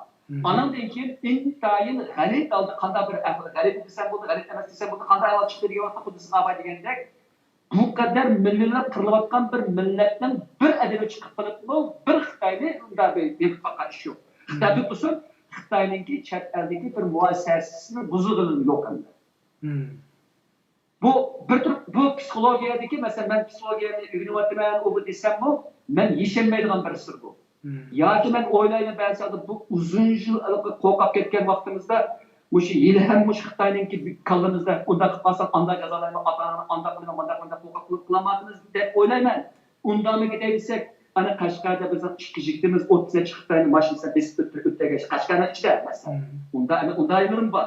Ama çeterge çıkıp demanca yavaşlap ketdik deyman. Yoki o'ylayman biz Uyg'urlar terrorist deb atılışda qo'rqib to'xtatib elak bunlar. Agar men bu ishni qilib qolsam, boshqa butkul Uyg'urlar cheterdagi Uyg'urlarga terrorist qalb kiydirilib, Xitoy beshamlik qilsa, boshqalarning chetda turishini ta'sirini qalamda qadar o'zini hayotimdagi deyman. Bu miras. Yana bir turib qarayman, bir fursat topolmasamdiki yoki bir hujum nishoni qilolmasamdiki planni tuzolmasamdiki deyman. Yana ba'zi planlarga, ba'zi harakatlarga o kadar istidoylikka, nachar planlarga anlasam, yaqam tutib yig'lig'im keldi. Nima shu bunda bir aqllilik qilmaymiz deb qatorliqlar. Shunga bu murakkab masala bu-da. Endi buni yo'llantirsak bo'lmaydi bu energiyani. Qo'yaversak bu energiya ichidan teshib, ichiga qilib o'z-o'zini vayron qiladi bu. Ama bunu chiqish uchun degan vaqtimizda, masalan, endi bu birda bir yeri bor. Psixologiya deydigan vaqtda har qanday bir madaniyat şu özün insanlar topunun kalbideki bir veyran kılgıç bir güç oldu. Her kanda bir insanın vücudunda. Her kanda insanın bir veyran kılgıç bir güç var. Bazı birine çıkartkenler huzurluyuz biz. Muşunda bir güçünü yönlendiriş için türlü faaliyetlerini uğraştırıp ilişkiler. Mesela serkançak faaliyetleri. Mesela Amerika'da bir terbiyelik var. Amerika kurallı hazırlıkçı kılanmadı. Harikadır bu. Bunu olaydı, o konuda aşık enerjiyeni çıkış gerek var. Aşık talep enerjiyeni. Hem de Uygurlarına bu televizyona çıkarılan bir yer olması olmayı. Bunu kopamazsan kitap oku, ügünüş değil, zamanı ilim fenli ügeniz, onun kuluka koşacakmaydı bunun için. O da Amerika'nın kuluka koşacakmaydı bu gibi. Mesela Koralan'ın tapşıyor dese tapşımadı da Amerika'nın. Onun sebebi duru var. Çok harika diyelim ki bu da Harbiye'ne katılış gerek, Tenkerpiye'ne şoğulluş gerek, yüzünü şu kelimesi bir çıkart, yakınmasın var. Ama hazırlığın yüzü de her qanday şekildeki İslami bir hareketki cihat şekilde katıştırışın özü Uygurlarınki yani teqdimmi tizlikda, teqdimmi verada sakın verilmişlik kelib chiqdi. Ama başka bir devletler, başka bir yolda bu xil şekilde ilip, bizde o xil şekilde işimiz kapıp o başladı. Ama ahir gipim, mesela shu tayyorlikni qilib qolsa, masalan, Xitoyda bir gap bor-ku, askarda 30 yil boqaman, 5 yil ishiltirmaydigan gap bor. Shunaqa bilasizlar. Mana shu Tibetliklarni Hindistonliklar 60-62dagi urushdan keyin mana 40-50 yil vaqtda mana bu qattiq urush qildi. Uni hech kim terrorchi demadi, chunki bir armiyaninki bir davlatning armiyasi oldinsa chiqadi uni. Uni Xitoylar urush o'zidagi qahramonlikni ko'rsatdi. Demak, biz bu shu xil bir fursatni izlashimiz kerak. Uning ustiga dunyoninki taraqqiyotininki o'zgarishlar chasisi shiddatli o'zgardi. Mana hozir Tayvanda puruq yedi turadi hozir. Tayvan bilan Amerika, Xitoy o'rtasida. Hindiston bilan urush bo'ladi. Shunday bir kunlarda kutishimiz kerak. Shu kunlar bo'lgan vaqtda o'zimizniki aşı o'rganganlarimiz fikr bo'ladi deb qarayman. Ammo hozirning o'zida mening nazarimda qaramlik qilishdan o'zi biz uchun yaxshi bir narsa ekanligini. Ammo buni deganlikdan uzun so'zlasak-mu, yaxshi bir narsa kelib chiqadi. Slogan o'qisiz, abadiy. Qahar ko'zlarning qechqirgan so'zlari o'zqaysin. Shu bu mentim aniq bo'ldi gap shunday. Agar biz bir davlat bor turib, shu davlatning muntazam armiyasiga qatnashmay o'zimiz bu gamining ishiga ustalmaslik bilan ashtabirish qilsak, biz terroristmiz. Lekin muntazam armiyaga kirsak, uch yo'ru ismi nati sharafli bir ofitser general bo'lamiz. Masalan, G'o'zi Sharq Turkiston inqilobi oxiri kelgan chog'da G'o'zi aerodromida 40 necha aeroplan yotadi. Shuni uchiralaydigan bir tatarmi birisi chiqdi bu, yo'q adam yo'q shunday ish. Shunaqa vaqtlar keldi. Hozirgi qurollarning zamonaviy turining jihliga naayatning vaqt kelganda bizga shunday qurol, shunday bundan qilgan adam yo'q. Buni nerede o'rganamiz? Biz hergiz o'zimizning uyimizning oxirgi gamiga o'rganamaymiz. Biz davlat tarbiyalawatsa uni, shunda unda o'rgatwatsa, maosh berwatsa, sana chiroyli medallar berwatsa, bu yer o'rganmay, sen o'zingni qilmoqchi. Shunlashqa buni qonunsiz qilsam terrorist bo'lasan, qonuniy holda qilsam bir sharafli jangchi bo'lasan. Ya'ni sizning javoblaringiz xulosasida milliy shaklda xalqaro qonunga mos kelgan holatda bir milliy armiya qurilsa bo'ladi, ammo o'z xohlagan shaklda o'z beshimchilik bilan harbiy harakat qilishga bo'lmaydi Xitoyga qarshi. Ya en muhimi her birisimiz özümüze tayyor olmamız gerek. Bunu to'g'ri o'rgangan bo'ladi, bir davlatning armiyasiga qatnashib o'rgangan bo'ladi, yana nurg'un jihat o'rgangan bo'ladi. Makallashish kerak. Mundaqlan bir savol so'rashgan bo'ldim. Hozir milliy armiya qonuniy jihatdan chet elda xalqaro qonunlarga uygun bir şekilde milliy armiya qurilishini ishkanlar qo'llamizlar qo'llamamiz. Bizningki men shaxsan men qo'llayman. Ammo u uncha oson emas. Mumkin emas, ammo oson emas. Bir narsa aytib qo'yaman, qarkamlikning aqsa bizning ikkinchi jumhuriyatda qildi.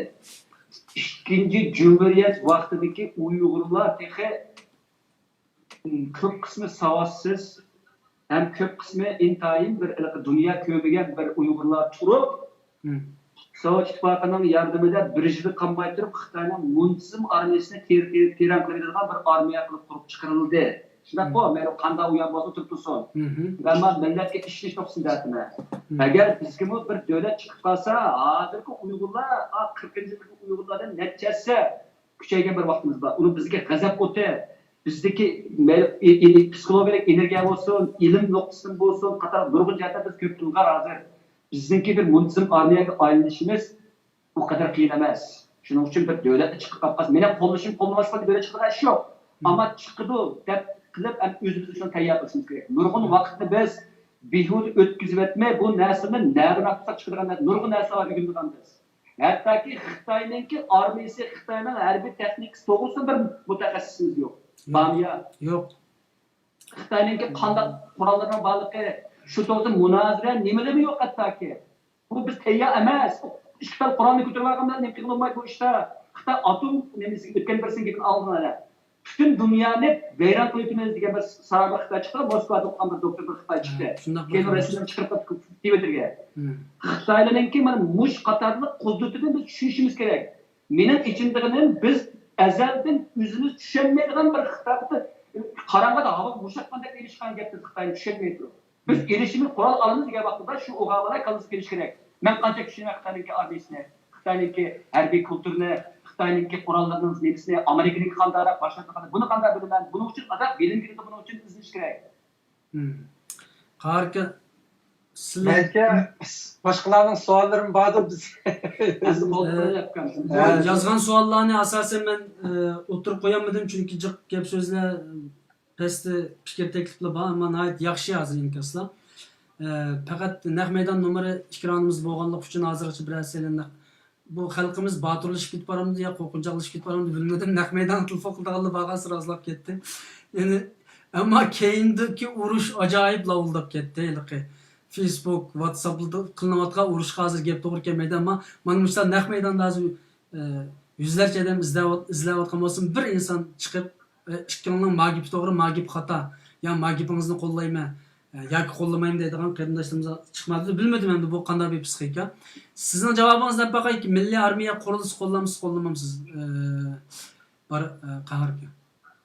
Ben bu yok nersini hazır nasıl kurulgul bulmayacağım.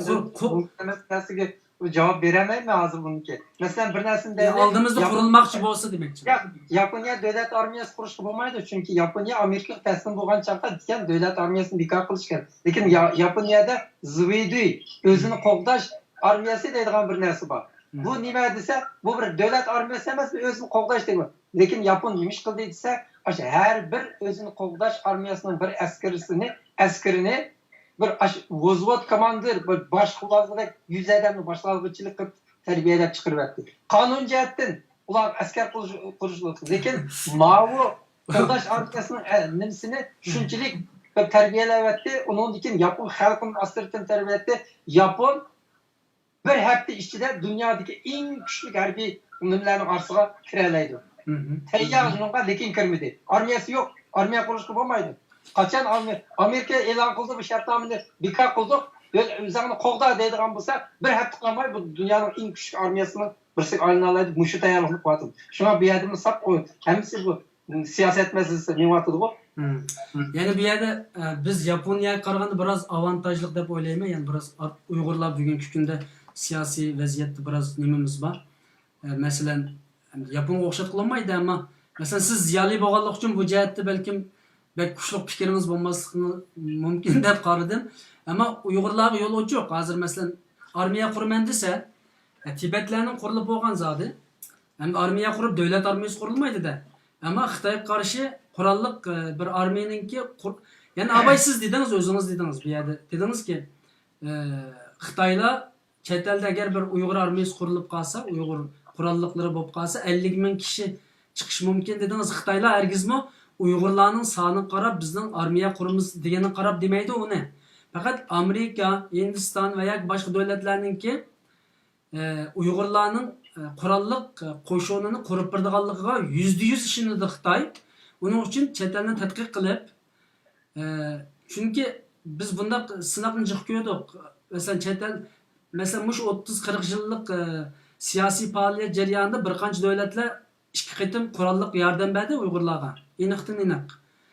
O davlatlar qurolliq yordam berish orqali Xitoyga poz ko'rsatdi.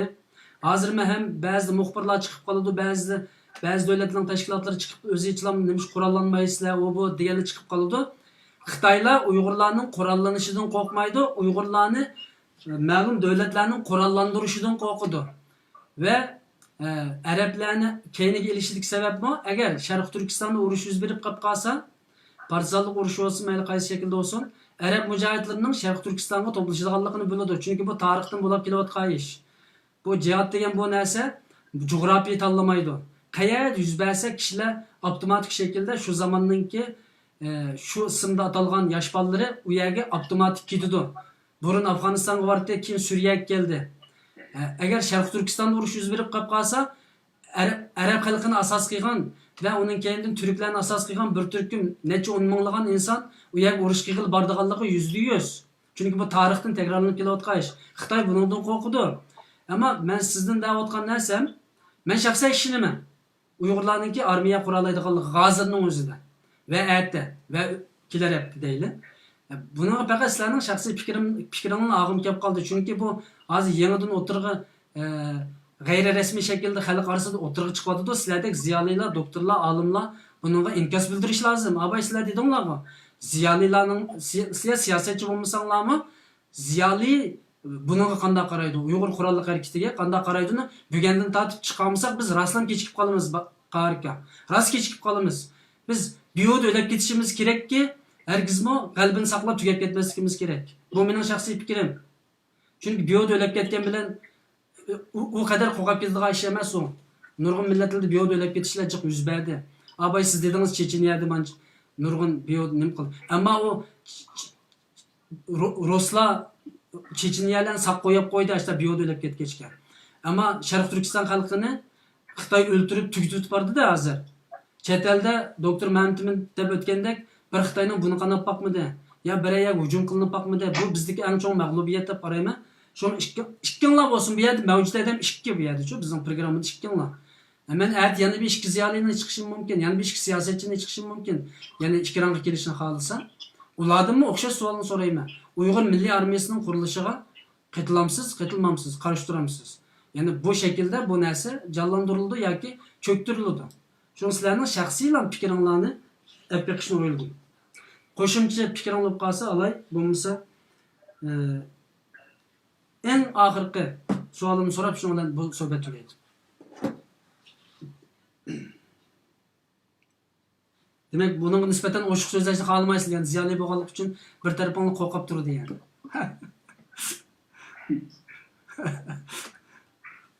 Ben çakçak koydum.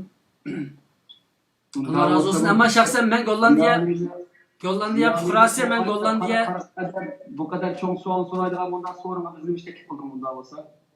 Sizlik gepimiz şu, sılgın ayatını kurumuz deyen gepimiz biz çavak çamağalıkımız şimdi biz koğa koğançakla otladık. Çakçak koydum. Rahmet. Ben eğer gepim hata üçün şu sıkılamdan keçirim sorayım. Ama ben Gollandiya fuqarasi. Meni Gollandiya istihbarati balkim kech kunduz mening gap so'zlarimni injilaydi. Bu adam, bu necha adam hozir naq maydonda birazga yaqin adam buning gapini anglatib, nimda tutib, sizlarning gapinglarni injilaydi.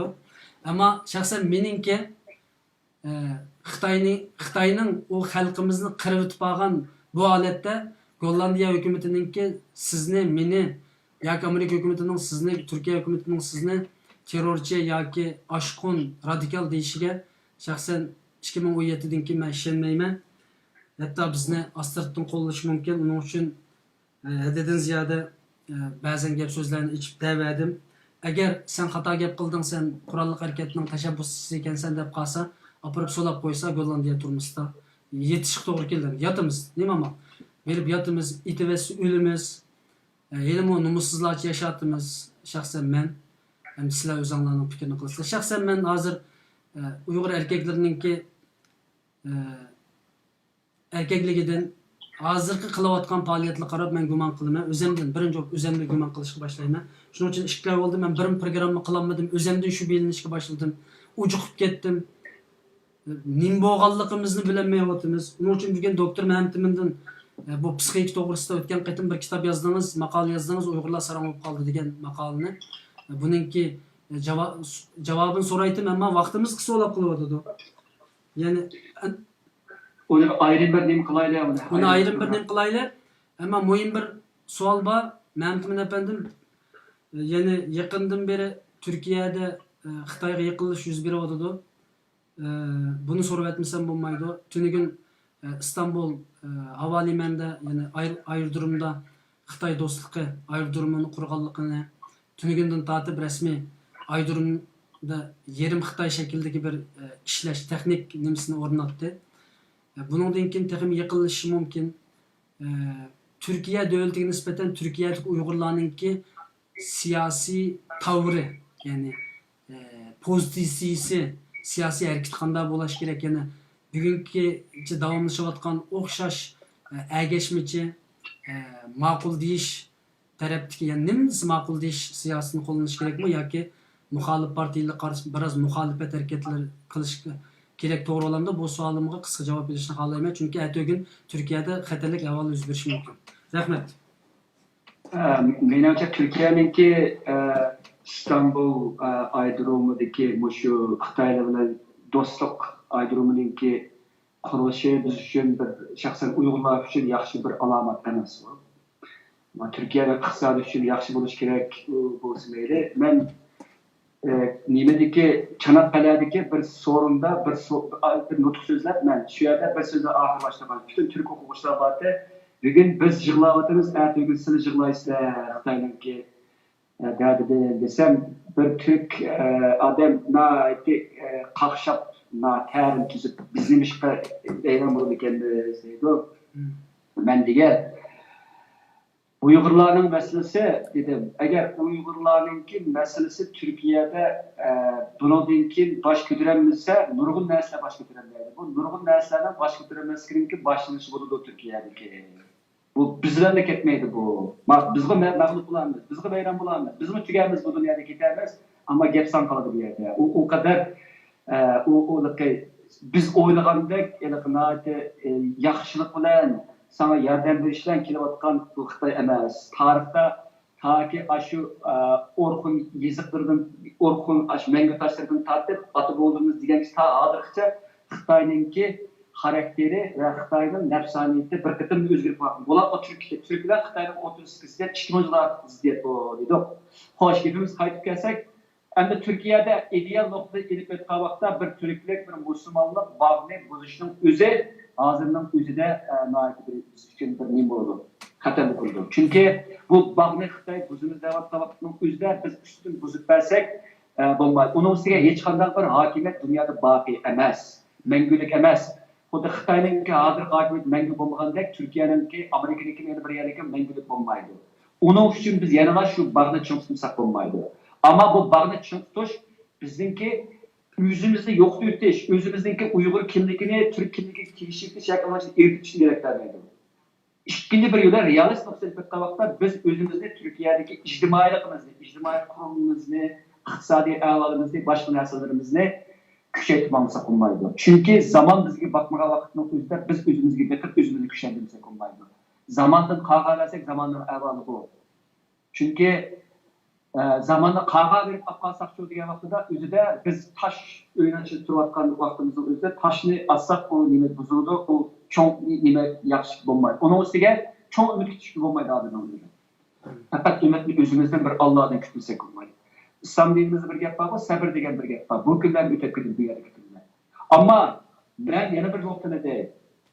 Bunu ben düşünme, kırımdaşlı noktasında biz fakat hukuklanmayız. Mesela Müslüman devletlerine gördük, hukuklanmayız. Onu ben düşünüp durdum. Ama şundan bolsa bu, ma'lum vaqt kelgan vaqtda biz yalnız kelishimiz. Her qanday bizniki diniy qilinish, millat qilinish tarafidan tash etilishimiz mumkin. Mana bizniki mutlaq bir vaqtimiz kerak. Bular Müslüman qirillashini deb qarorlarda tash etilgan eng qarangi vaqtdagi bir ahvolimiz. Mushning o'zida o'zimizga texnidan chiqib, o'zimizning ichiga texnidan kuchimsak bo'lmaydi.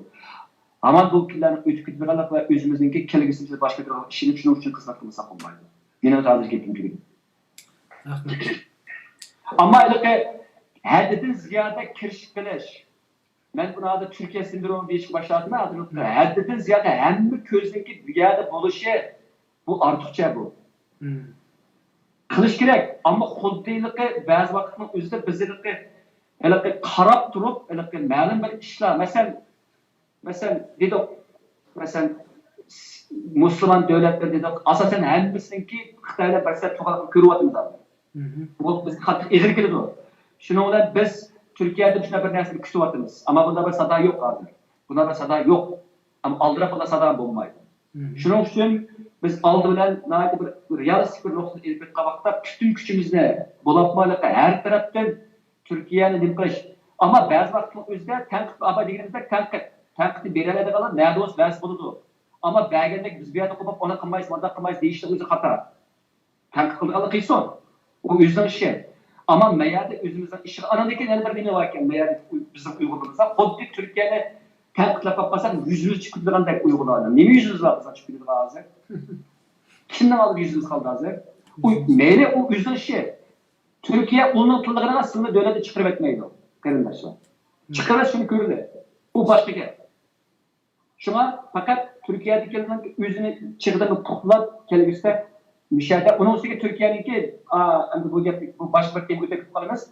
Kelebiste Uygurlarınki milli kimlikini qoğdap kelish veya bu yerdekilerine başka dünyanın başka Uygurlarla yüzden Uygurlar kimlikini his kaldırıştı ki intihar mühim devletten size.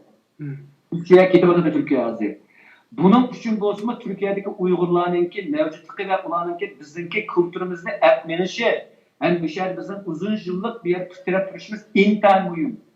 Kültürel cihetten Türkiye olduğu kese bütün dünya Uygurlar olduğu gibi maalesef ya. Siyasi cihetten emez, kültürel cihetten ehmet inten zor Türkiye'ninki. Nişan mal olsun azıcık. Yetim türlü. Rahmet. Harika. Size Ben şu mevtumenin en ahırkı gibi bak koşulma. Biz her bir devlet karagan çağda bu devletini biz aldığıyla öğrenişimiz gerek. Bu devletin kandaklığını biz çokum onun doğru bir diagnoz verişimiz gerek. Türkiye bir çekik bir devlet. Türkiye'nin özününki kıyınçılığı var, özünün siyaseti var, özünün nemisi var. Türkiye bizden jırak, Türkiye bizim 1500 yıl burunki tukunumuz. Başka hiç kadar alakamız yok. Lekin Türkiye muşunçalı 50 bin Uygur'unu kanat astık edip muşunçalı yaxşı qarawatıdı, muşunun rahmet esnaf oldu.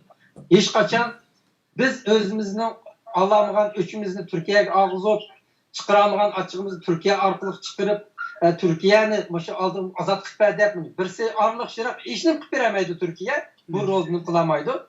İkincisi fakat özümüzünki bir andan turvatkan Uygurlarının ülkedeki nimimizni buzumuz, münasebetimizni buzumuz.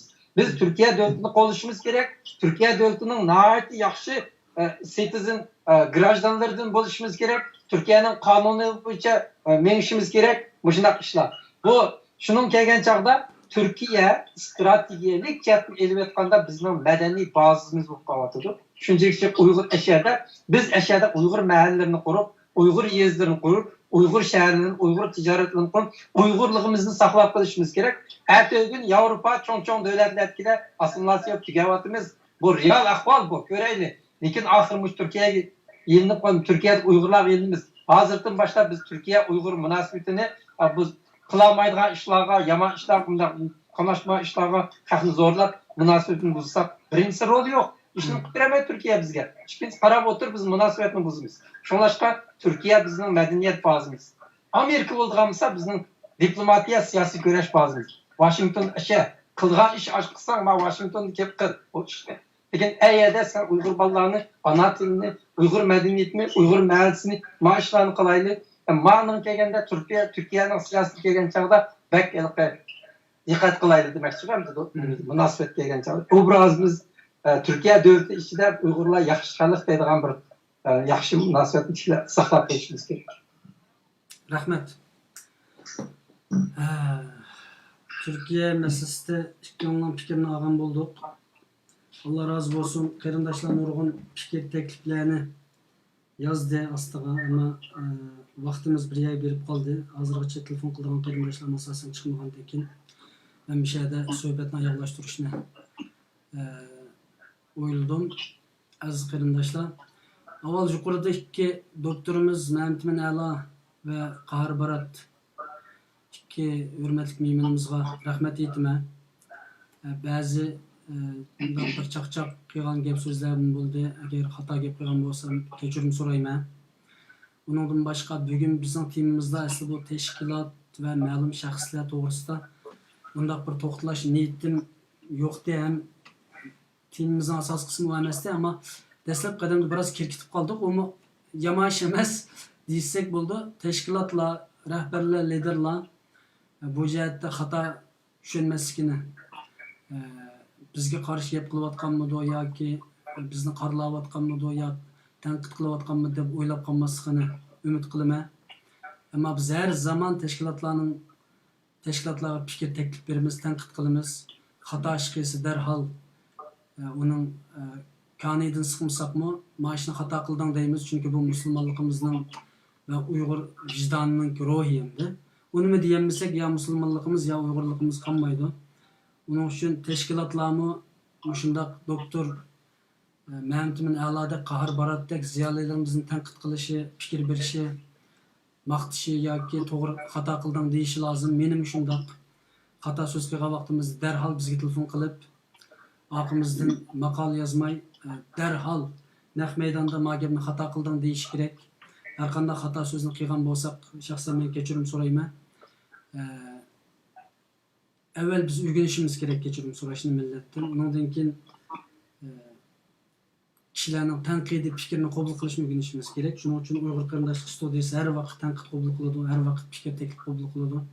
Ammo buningdan keyingi metodimiz suhbatlarni oid oz qilishi mumkin. Yangi programmalarni izlayotganligimiz uchun va yangi harakat Abay Mahmud Minalla degandek yangi ishni o'rtaga chiqarish kerak tashkilotlar, rahbarlar, siyosiy liderlar. Yangi yoshlar chiqib yangi fikrlarni o'tirib qo'yganlarni chaqirib qo'llashimiz kerak deb o'ylayman. Shu iqtisodimizni klassik harakat qilayotgan tashkilotlarga bermaslikni tashabbus qilaman. Yangi ish qiladigan, yangi plani va yangi projesi va kishilarga zakat, fitr yordamlarimizni shularga beraylik. Kona faqatlam namoyish qiladigan tashkilotlarga shaxsan men bundan keyin iqtisodiy yordamning berilmasligini shaxsiy nomimdan talab qilaman. Chunki namoyishni qizlarimiz, ayollarimiz, onalarimiz, yig'layotganlarimiz qilsin bundan keyin erkaklarimiz hamda namoyish degan gapni ikkinchi o'ringa qo'yib, harakat, aniq, yangilik bir ish. Namoyishdan boshqa bir ish. Namoyishdan boshqa bir harakat. Bunda desak, yani qurolli harakat deb tushunyapmanlar. Nurg'un harakat bor. Abay aniq somit o'tirib qo'ydi qahar akamiz. Masalan, Somali masalasida men bir nimani qurib chiqishni xohlayman deb. Somalidek bir davlat, masalan, biz ko'z qilmaydigan bir Namrat. Kabada o'tirdi Somalining odamlari. Ammo bugungi Uyg'urlarning ahvoli ulardan chatoq. Shuning uchun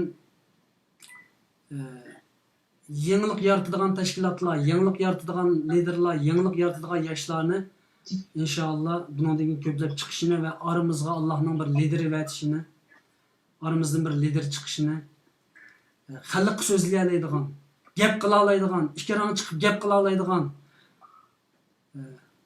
voqea oladigan, yig'lay oladigan, xalq kuyuna oladigan, to'g'ri xato deya oladigan insonlarning o'tirib chiqishini umid qilaman. Rahmat doktor Qahar Barat. Rahmat Mahmud Minalla efendim chiqqanligiga. Endi Qahar bir gapim bor, endi shu bizda Uyg'urlarda elishimiz tepishmas degan gap bor, Qahar. Elishib turibmiz, tepishib turibmiz, ko'ngilingizga olmaysiz. Ammo men gapga dadam deyolmaydigan odam degsa bo'lmaydi bu gapni, boshqa gaplarimiz ko'ngilingizga olmaysiz. Sizdan shunday ufqam, ko'p rahmat. Mening gapim tugadi. Rahmat sizlarga, Allah razı olsun. Shunda suhbat, yaxshi suhbat uyushtirganingizga Hüseyin Tecelli sizga rahmat. Sevindik siz nima uzun bo'lib ketgansiz, yo'qolib ketganlar. Men yo'qolib ketgandim, endi biroz sizlarning jasoratingiz bilan terilmasak, sizlar ziyolilar, xalqqa umid bag'ishlaysizlar, xalqqa yo'l ko'rsatsizlar. Biroz kechikib chiqqan bo'lsanglarmi maydonga, shunday qo'yay. Yana bir chaqchaq qo'yay. Menimcha hala qarkam ikkalan burundan bu maydonda bordi, ammo umumiy ziyolilar to'pi haqiqatan kechikib chiqdi bu maydonga. Ya'ni keyingi 3 yildan keyin chiqdi. Bu gunohim sizlarni demoqchi emasman, ziyolilar bu gunohni yuyish uchun bundan keyin bek oldiga chiqmasa bo'lmaydi deb o'ylayman. Sizlardan jasorat olamiz yani. Ziyolilar nutqincha qo'rqib ketib chiqyapti. Bo'ladi desa ko'p rahmat. Bo'ladi. Bu millatning psixik masalasida, bundan keyingi chiqish yo'li hal qiluvchi masalasida yana ayrim programmalarni qilamiz. Agar xohlasanglar yana bugun eng muhim temamizdan birisi qoldi, yana Uyg'urlarning psixikasini qanday davolaymiz degan masalada mendan tortib bir davolash harakati olib bormasak bo'lmaydi. Ammo buni ayrim keyin qilaylik. Bo'ladi. Rahmat sizlarga. Allah razı olsun. Rahmat. Aziz muhterem qarindoshlar, bu ikki mehmonimizni uzatib qo'ydik. Charchatdik gapdan rostda. Bugun biroz men o'ylagandim bekrak jiddiy bir suhbat bo'lib qoldi, bilmadim. Hammalarda bir nim bor. Bir jiddiychilik bor.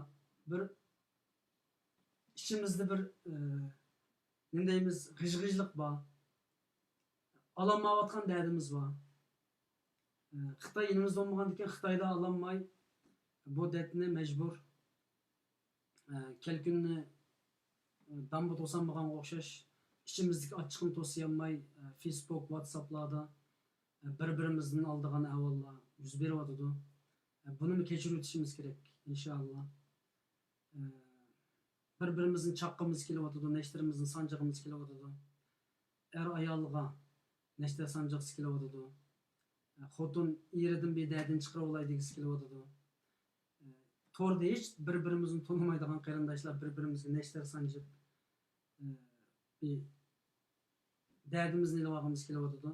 Bu bizniki bir psixik buzuqliqqa, texmi stresslikka, buzuqliqqa, sabraliqqa qarab yuzlanib ketayotganligimizning ifodasi. Buni davolamasak bo'lmaydi. İnşallah kelgusi zamonlarda buni davolaydigan doktorlarni fikirlarga olib kelib, bu buzilayotgan psixikimiz, mijozimiz, bir-birimizga nisbatan dushmanlik, ziddiyatninkini chunqurlab ketayotganligining oldini oladigan bir yo'llarni izlash uchun shu shaxslarni fikirlarga olib kelishimiz mumkin. Bundan keyingi programmalarimizda bu milliy armiya qurish masalalarini texmi ko'p paranglashishimiz mumkin.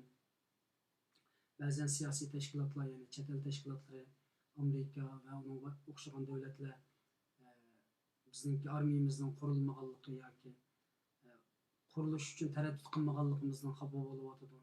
Kechikib qoldinglar deyotdi. Bizdan ba'zan narsalarni umid qilyotdi.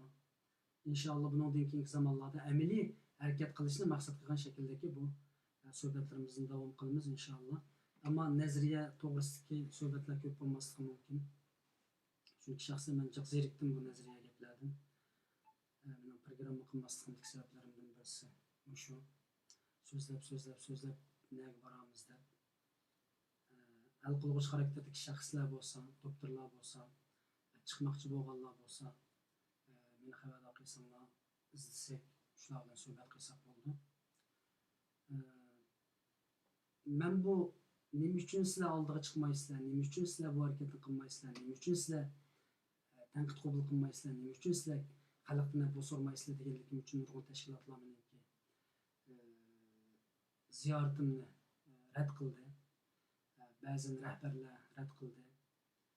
Ba'zan tashkilotlar ayrim qaror oldi bu ishga chiqmaslik to'g'risida. Ammo biz chiqaveramiz. Maqsadimiz ularni vayron qilish, tanqidlash emas, faqat xalqning oldida uchuq deb keyindan fitna fasod bo'lmaslikning oldini olish edi. Ammo xato tushunib qoldi. Ulardagi seviya shunchalik o'xshaydi. Ammo biz yo'limizni davom qilamiz. Tanqidlash tegishli shaxs tashkilot bo'lsa tanqidlaymiz, fikr beramiz. Maqtaydiganlarni maqtaymiz. Abay ma'rif tashkiloti, dunyo qurultiyi, ulamolar va boshqa shunga o'xshagan tashkilotlarning gibi chiqib qoldi. Menimcha bu tashkilotlar yaxshi ketyapti, ittifoqlashyapti. Ba'zi liderlarning ismi chiqdi, liderlarning o'zining qo'lidan kelgan imkoniyatni qilyapti. Bu ulardan qo'rqib deyotgan gapim emas. Haq turishimiz kerak. Adolat eng muhim narsa. Adolat tutursak chatoq chiqmaydi. Bir tashkilot, bir lider to'g'ri ishni qilayotgan bo'lsa, to'g'ri deyishimiz kerak. Xato ishni qilayotgan bo'lsa, xato deyishimiz kerak. Amaliyot tashkilotlar yaxshi xizmat qilyapti. Burunga qaraganda jiq yaxshi. Jiq harakatlarni o'rinlashtiryapti. Liderlarning kecha kunduz ishlayapti. Yaxshi. Ammo qilinmayotgan xizmatlari aniq bor. Bosqich chiqolmayapti. Ikkinchi baldaqqa chiqolmayapti. Namoyishning ustiga chiqolmayapti. Xalqdan kechirim so'rashni o'rganolmayapti. Xalqning oldiga chiqib turib, shiraga urib turib, xalqni yetaklashni bilolmayapti. Bunu deymiz. Bunu deyishimiz kerak. Biz o'zimizning iymoniga, vijdoniga xiloflik qilgan yolg'on cho'qqanimiz. Xalqimiz jasorat bilan shiraga urib tura oladigan, bu sapning oldida mana oladigan liderga ehtiyoji bor. Topolmaydigan liderlarimizga ehtiyojimiz yo'q. Balkim siyosiy xizmat, aktiv harakatlarni qilayotgan bo'lishi mumkin, ammo umumiy xalqqa bir lider lazım. Umumiy, her tarafdan canlıq tura oladigan, so'z qila oladigan, ish qila oladigan, pulni xarjlay oladigan. Balkim pul bo'lmasligi mumkin. Pul va odamni bu jang maydoniga kela oladigan, bu sohaga kira oladigan liderga haqiqatan ehtiyojimiz bor. Buni liderlarimiz tushunishi kerak, tashkilotlarimiz tushunishi kerak. Darhol chiqib bu nima qilib bersak bo'ldi demaslik kerak. Sana biz nima qilib bersak bo'ldi? Rozi olmamsiz bizdan? Bu tarixdan degan hech qanday liderdan og'zidan chiqmaydi unday.